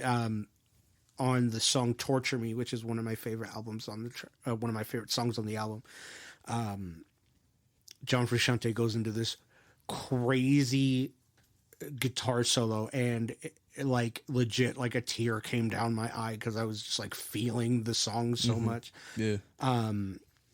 The song "Strip My Mind" was my wedding song. It was the song that my ex-wife and I danced to at our wedding, and I don't know. It's just one of those albums that has a lot of like emotion for me, and I mean, I have that one on vinyl as well. It's one of those it's one of my tentpole albums. Like When that album came out, it was a fucking huge deal, dude. oh yeah, That album was everywhere. yeah. It was just it, and it like just the vast array of sounds. Like no song was the same. Like no song sounded like the last or the one coming before it. Like it was just such a intelligent and well put together album, in my opinion. That's like my go-to. We have a laptop at work with Pandora, and that's my go-to like Pandora album, because I mean it's like you're not gonna really play anything that's gonna offend customers walking in, Right. Like, but you know, yeah, Danny California is like one of the songs that comes on like all the time, but I will still never get tired of hearing that solo in that song. That song is just so fucking cool. I'm so glad that they're back. Their latest album that just came out, so fucking good. I love it. I love it so much. So good because I'll have to listen to it. because John Frusciante comes back as their guitarist, Yeah. and it's just like they didn't even miss a fucking beat, man. Nice. Yeah. Hell So Stadium Arcadium Jupiter by Red Hot Chili Peppers. You smell them red hot chili You peppers? smell them Red Hot Chili Peppers? My number 3, I was considering putting this a little bit further down, but since there's only 3 left, I gotta go with Sticks and Stones by Newfound Glory. Very nice. Still to this day, one of my all-time favorite bands. I first got into these guys in high school. I think Sticks and Stones. Let me see when it dropped, because that is ancient. Yeah, 2002 is when it came out. So I was, let's see, I was a sophomore in high school. And this album came out. This was, I can't remember what got me to listen to these guys, but I love the album artwork. It's just like 2 siblings fighting, but one of the siblings is wearing a shirt with sticks on it, and the other has a football jersey that says Stones on the back. So it's like Sticks and Stones. Yeah. But you know, their big huge hit, My Friends Over You, is on here, obviously. But they've got some other great songs on here. This is another front to back album for me. Sunny is a really good song. It's a very hard hitting, but it's a kind of a depressing, somber song about grief and losing people. So it's usually a go-to if I ever go through that, you know. Yeah. One of the lines in the song is an empty chair at all the tables. And then they did this thing where at the end they have these joke skits. And one night I was listening to this CD. I had it, the CD was playing in my CD player, and I was listening to it, and I was like drifting off to sleep. And the joke skit came on because I got to the end of the album, and like it was just one of those ones where it's just a lot of nothing for like a couple minutes, and then it just has the vocalist like whispering into the mic like, "Someone's in your house," and I fucking shut up. What I was the like, fuck? "What?" Yeah.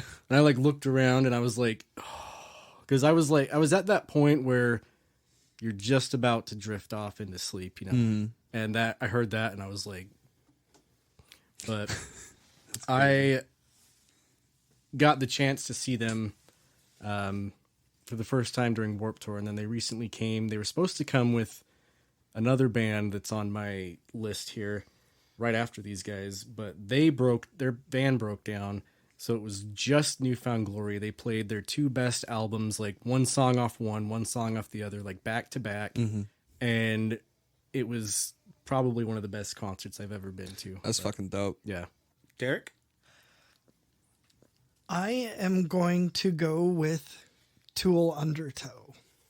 Very nice. So, I mean, I love Opiate, but I feel like Undertow was the perfect album in terms of Opiate was unrestrained, unrefined angst and anger, right? So it was raw and it was amazing. But Undertow is where Maynard really started honing his voice. I mean, just that one part where he goes, I have found some kind of temporary sanity. Like, just the clarity in his voice and just how strong it is just like that shit. Like, I was hooked right there, you know, just, I mean, and there are so many amazing songs on that album. And Anima is amazing too. Like, I don't know if I could, especially between those two, I don't know if I could pick my favorite album. Undertow's the one with Sober in it. Yeah. Yep. It's weird. I never got into Tool, but I did jam like a Perfect Circle for a while.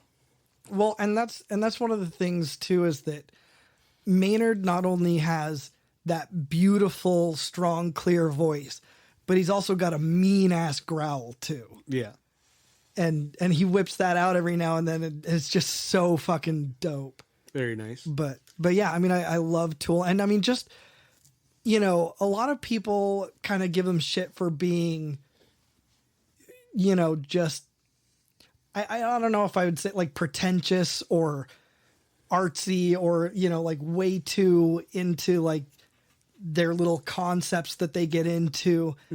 But like, that's one of the dopest things about it, I think, because I mean, like, why, I don't understand why that's a bad thing in the first place. Yeah.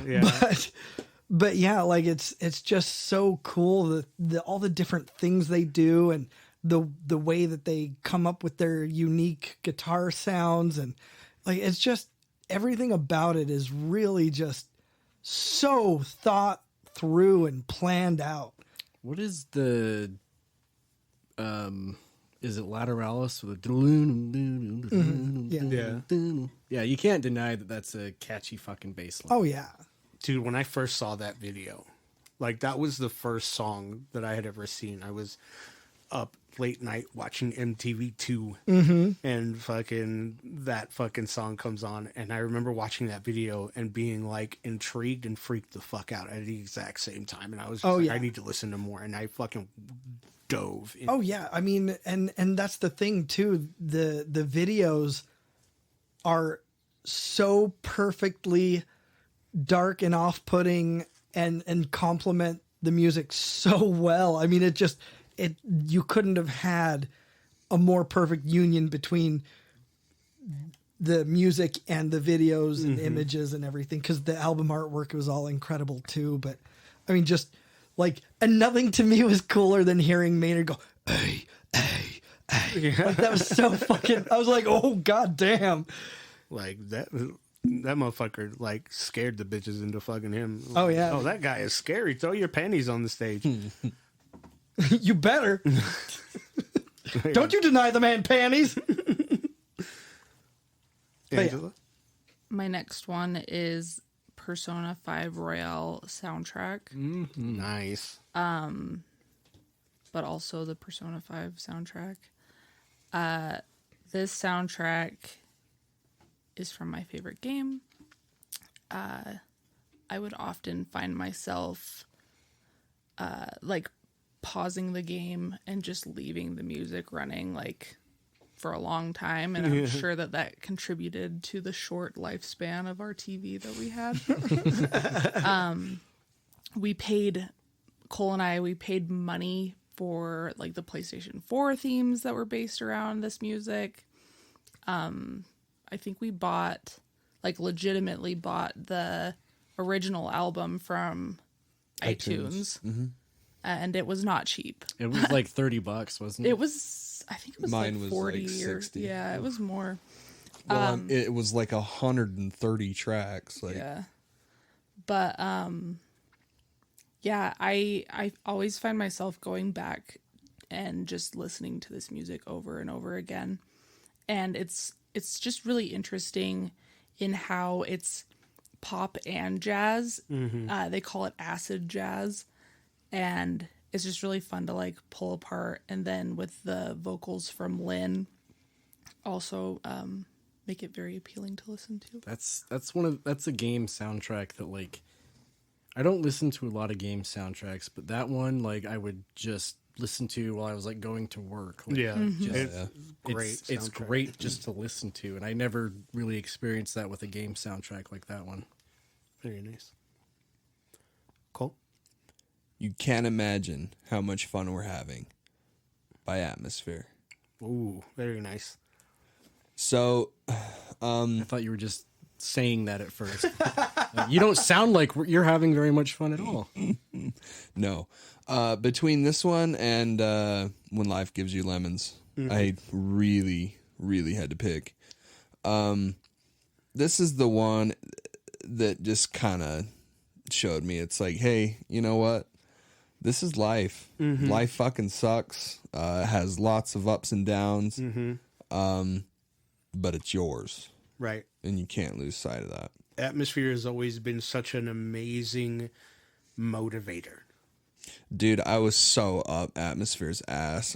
I mean, I obviously I have fucking tattooed lyrics on my arm, but he's also the one artist that I've seen more than anyone else too. So I don't know. It would be a little overzealous of me to go into why every fucking reason, every lyric that Slug spits out just kind of resonated with me. Yeah. And this album, he's also got this track called Little Man on this album, and it's just kind of, the first verse is him talking to his son. His second verse is him talking to, or his son talking to him. And then the third verse is him talking to his father. It's a fucking powerful song, dude. Really, really good. Very nice. My number 2 is Maroon 5, Songs About Jane. Nice. Between Dryden Mitchell of Alien Ant Farm, Brandon Boyd of Incubus, and Adam Levine. Those three pretty much sum up my vocal style. But Songs About Jane was super special. I mean, this was their like debut like album. This had, you know, This Love, this, you know, She Will Be Loved, you know, Harder to Breathe, like just all of those, you know, big time Maroon 5 singles. But my favorite song on that album is called The Sun. And it was just one of those songs that just kind of hits home and just kind of like talks to you. I mean, it was one of the most like emotional but horny fucking albums. Man, what a way to sum up Maroon 5. You know what I mean? Like, I mean, and just Adam Levine's writing style, you know, rhythm of her conversation, the perfection of her creation, the sex she slipped into my coffee, the way she felt when she first saw me. Like hearing those things, you know, I didn't know how to process them, but I know I felt them in a way.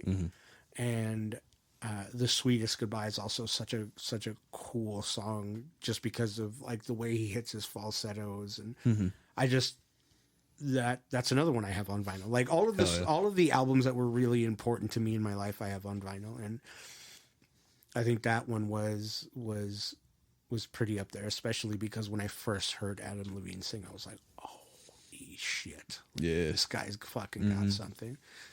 So yeah, Songs About Jane by Maroon 5. Word. So my next one here is going to be So Long Astoria by the Ataris. Very nice. They were supposed to play with Newfound Glory that night. I was super bummed because I've seen them, but my friend's band, again, shout out to Adam, they opened up for him in Blackfoot, Idaho. Nice. Middle of fucking nowhere.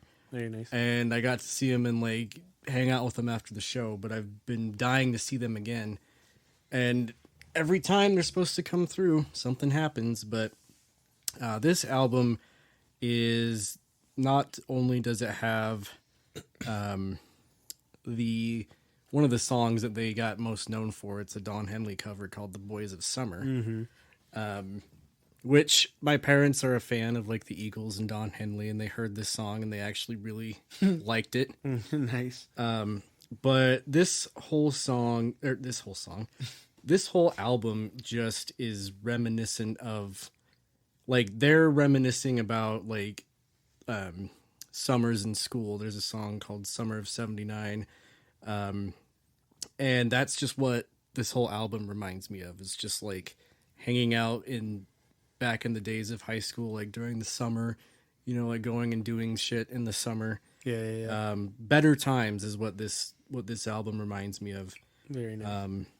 Yeah, this came out in 2003, and yeah, it's just everything. This is a front to back album for me, and I was gonna say something else about it, but I don't remember. But yeah, this is my number 2 is "So Long Story" by the Ataris. Very nice. Funny thing about that album, I have it in my on my whatchamacallit? USB my flash drive in Your the Zune. Yeah. No, I've got it on my flash drive in the car, but like all of the songs are mislabeled.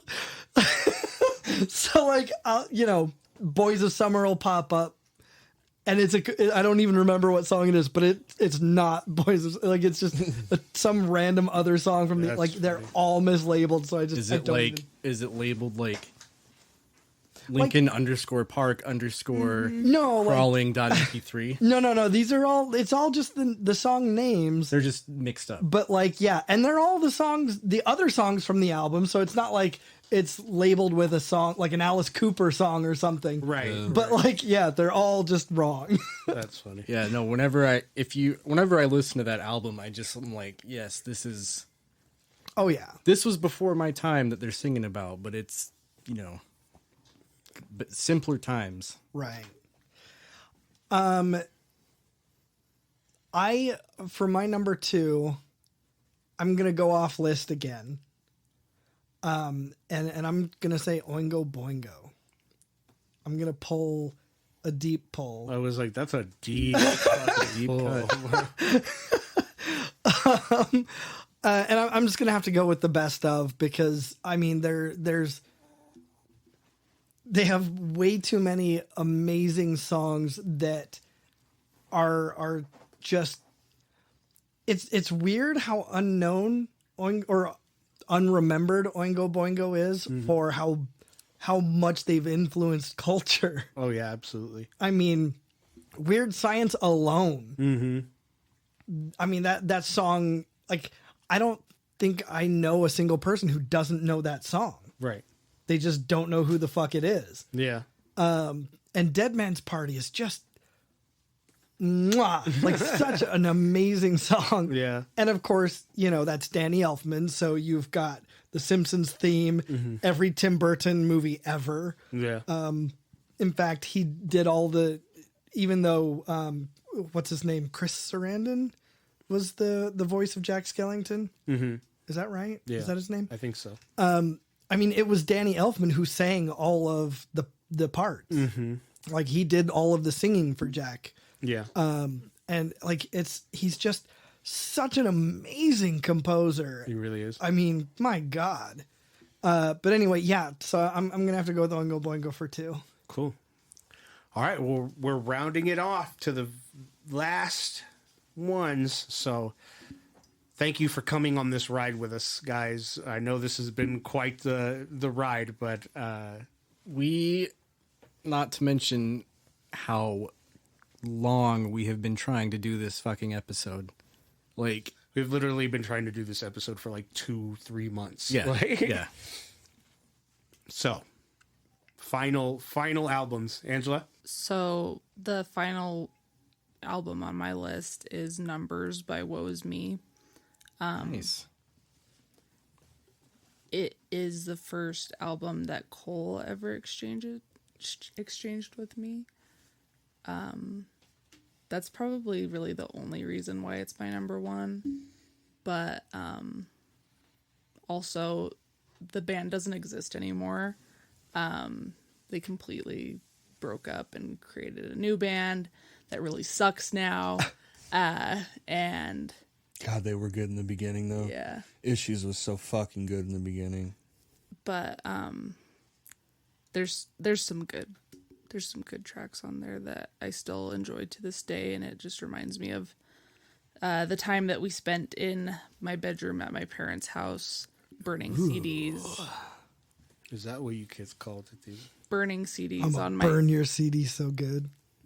burning CDs on my super cheap HP laptop. Yep. Oh yeah. Burning. Remember how long that burning shit took too? Burning and ripping. That was the other one too. Yeah. Yeah, that's my last one.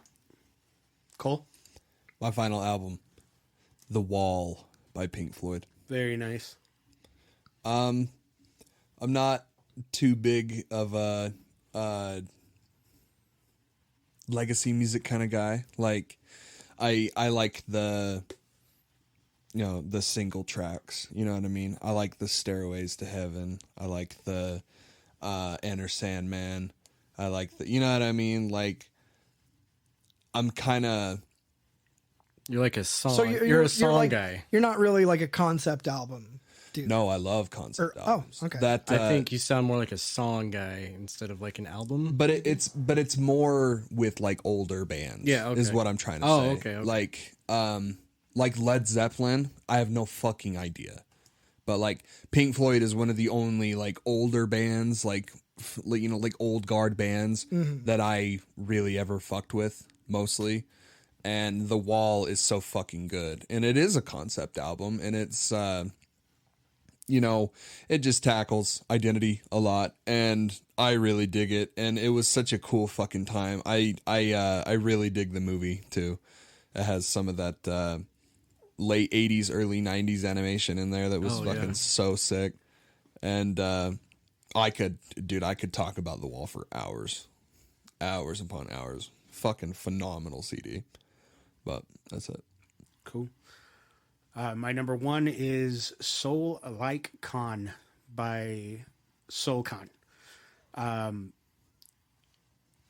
was just kind of randomly searching rap battles on YouTube, and I found this battle, QP versus Soul Khan, and it was just this mustached, small white dude from Woodland Hills, California. Like Jewish white dude. Like Yeah, and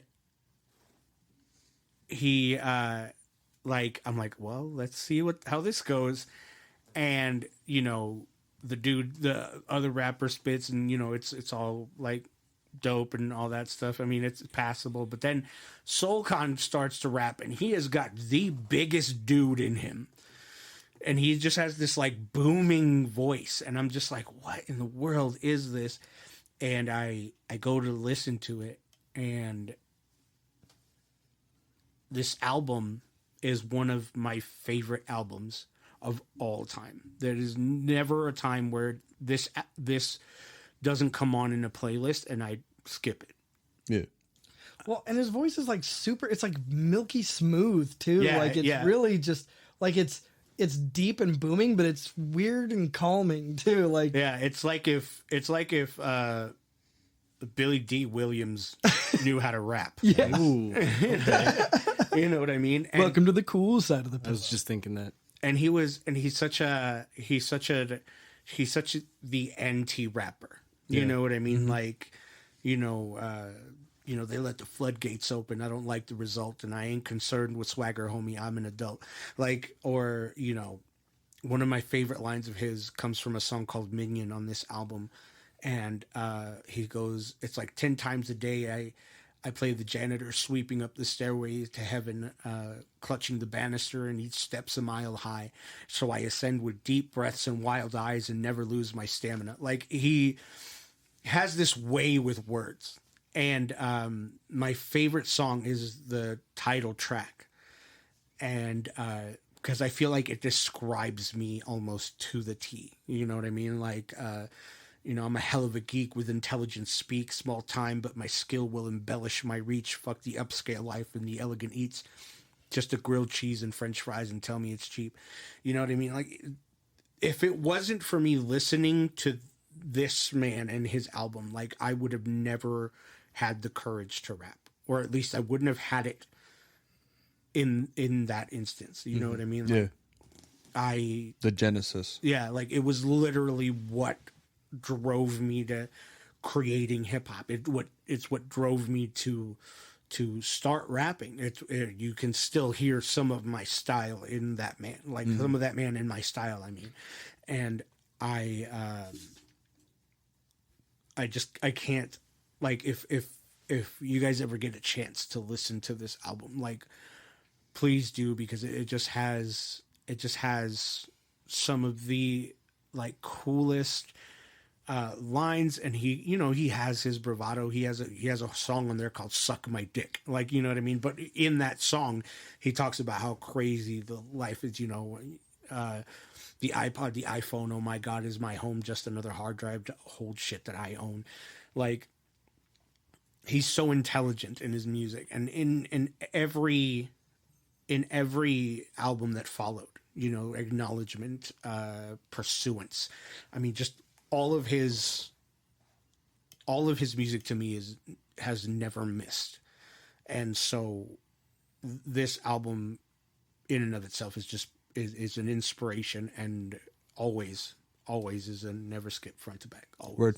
Soul icon. Hell yeah. Is it KHAN? Yep. My number one is much like Eddie's first album that he bought. My number one is the first album that I bought. It's the album that kind of got me when I don't even remember how old I was, but it was the album that got me into kind of like I'll say the punk scene, even though they're more pop punk. But and this has the most memories that I can think of surrounding it is Enema of the State by Blink-182. Very nice. I even learned like 80% of the words to the Party song. Like, that's how far down I went. But that whole album, it's good, and it's like it's when Blink was still, when they were, in their comedic phase. Well, it's so infectious. Yeah. Like you listen to the song Aliens Exist. Yeah. You listen to it on the Mark, Tom, and Travis show, and after the song ends and he goes, 12 majestic lies, and then he comes on and goes, Mark has sex with guys. Like, they're just, like, their humor is what, like, I was kind of like, at first when they started shying away from, like, the humor, and I think the first album they came out with that did that was the self-titled one, right? Mm-hmm. Yeah. But I was kind of like, oh man, they're not going to be as good anymore. And I mean, I'm not the biggest fan of that album still, just because of how much I heard it and how overplayed It was everywhere. Neighborhoods is actually one of my favorites by them. Like, that was after that one. And but yeah, Enema of the State.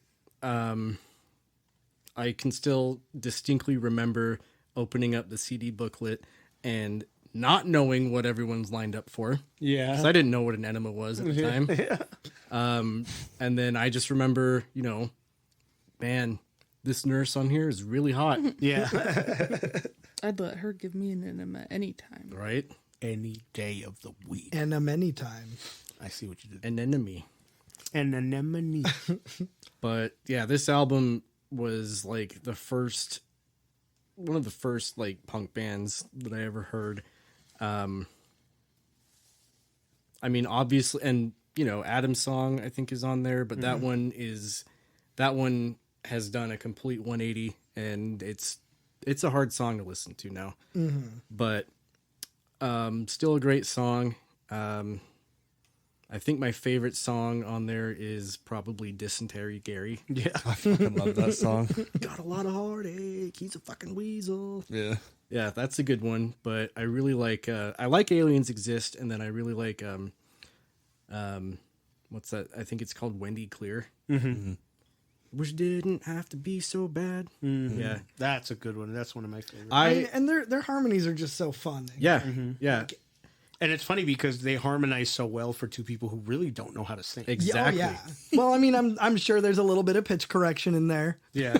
but you know, who doesn't do that? Right. But yeah, I have memories of like listening to this one, and especially I was trying to deliberate between this one and Take Off Your Pants and Jacket, because I have memories of just walking to the bus stop before school and just having either one of those albums playing, just like, you know, from the start of the CD as far as I could get until like we got to school, you know.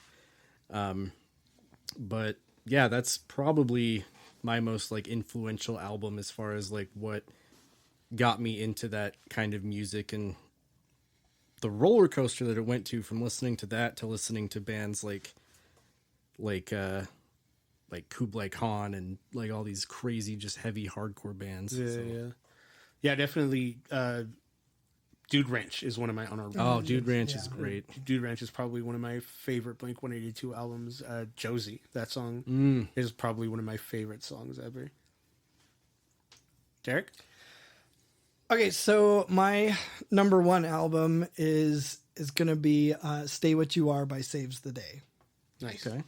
So, and this is the one that I was saying is a little bit problematic Your because Predator album. yeah, Now I get it. Now yep, I get it. yep. Some more grooming type allegations and whatnot. music. Yeah, but I mean, just I like, and I don't know what it is because I mean, listening to it from a musical standpoint, I'm like, I shouldn't like this. This man can't sing. He's so pitchy. He's constantly too high, but somehow it fucking works. Yeah. I don't know why, but I absolutely love it. And his lyrical prowess is just crazy. I mean, like this is just, you know, one small example of it, but the song Nightingale, which is one of my favorite songs. I mean, just listen to this. And I will flail under these lights that seep down from the bitter sky tonight, and I will kick and beat my wrists together and feel an ocean breathing waves, feel them licking at my face. Ceilings don't exist and there are no floors beneath me. Like, just, it's so evocative and just the imagery of that. Just, like, you can't not feel what's going on. That's a great way to call it. That's a good, like, that's a perfect descriptor, is evocative. Like, it's amazing. And like so many of their songs like are like that. It's just bonkers. This other song, as I'm talking, my words slip to the floor, crawl through your legs and slide under the back door, rendering me, what does it go? Speechless and dazed. Like, it's so fucking beautiful. Very much. And it's awful that he's such a terrible person. But, yeah, no, I mean, that's an album that is, you know, special to me because of the time. I mean, Eddie, you know, Megan Mosman. I don't remember if that was her name when we. Yeah, I remember. Okay. Like, I had just come back from Korea and met her at the guitar shop, met her at the music shop. And, you know, through that, we kind of started hanging out, went to some of their concerts and you know, that was just right there. I was just like, great. I love this band. This is fucking amazing.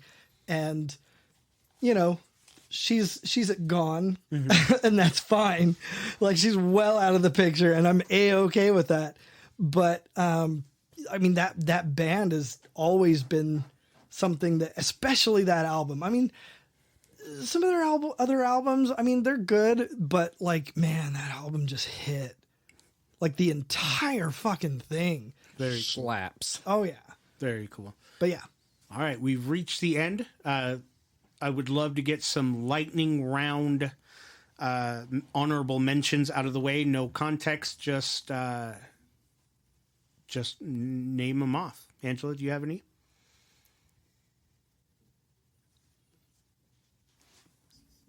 No. Cole? Obviously, the Final Fantasy VII soundtrack. Very nice. For me, it's Dr. Dre, Compton and the Chronic, Dashboard Confessional, Mark Mission Brand Scar, Story of the Year, Page Avenue, Thursday War All the Time, Nice. West Side Boogie, Thirst 48 Part 1 and 2, Jimmy Eat World Futures, and Maná, Donde Jugarán los Niños. Intervals, The Shape of Color, Metallica, Ride the Lightning, The Amity Affliction, Let the Ocean Take Me, Lamb of God, Ashes of the Wake, Silverstein, When Broken is Easily Fixed, Michael Jackson, History, Sage Francis, A Healthy Distrust, Unearth the Oncoming Storm. Yeah. Derek? Days of the New, Tantric, Jimmy Eat World, Shine Down. Cool. Well, that concludes our very long-winded episode on our influential and loved albums. We thank you for sitting with us. We would love to hear some of yours, please. As always, you can follow us on social media.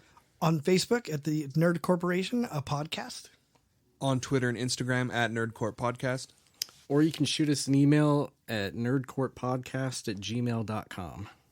And if you haven't already, subscribe to our YouTube channel. Search the Nerd Corporation and look out for our green NC logo.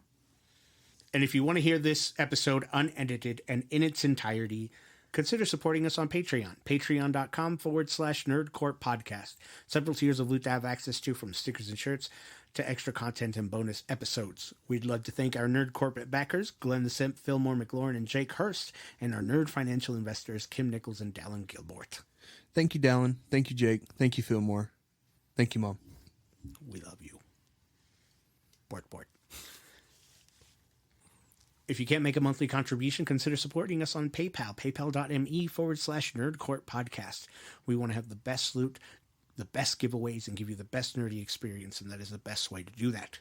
So, from all of us at the Nerd Corporation, we thank you, we love you, and keep it nerdy, y'all. Goodbye. Annyeong. Bye. Fucking different languages. Adios. Annyeong. Bing chillin'.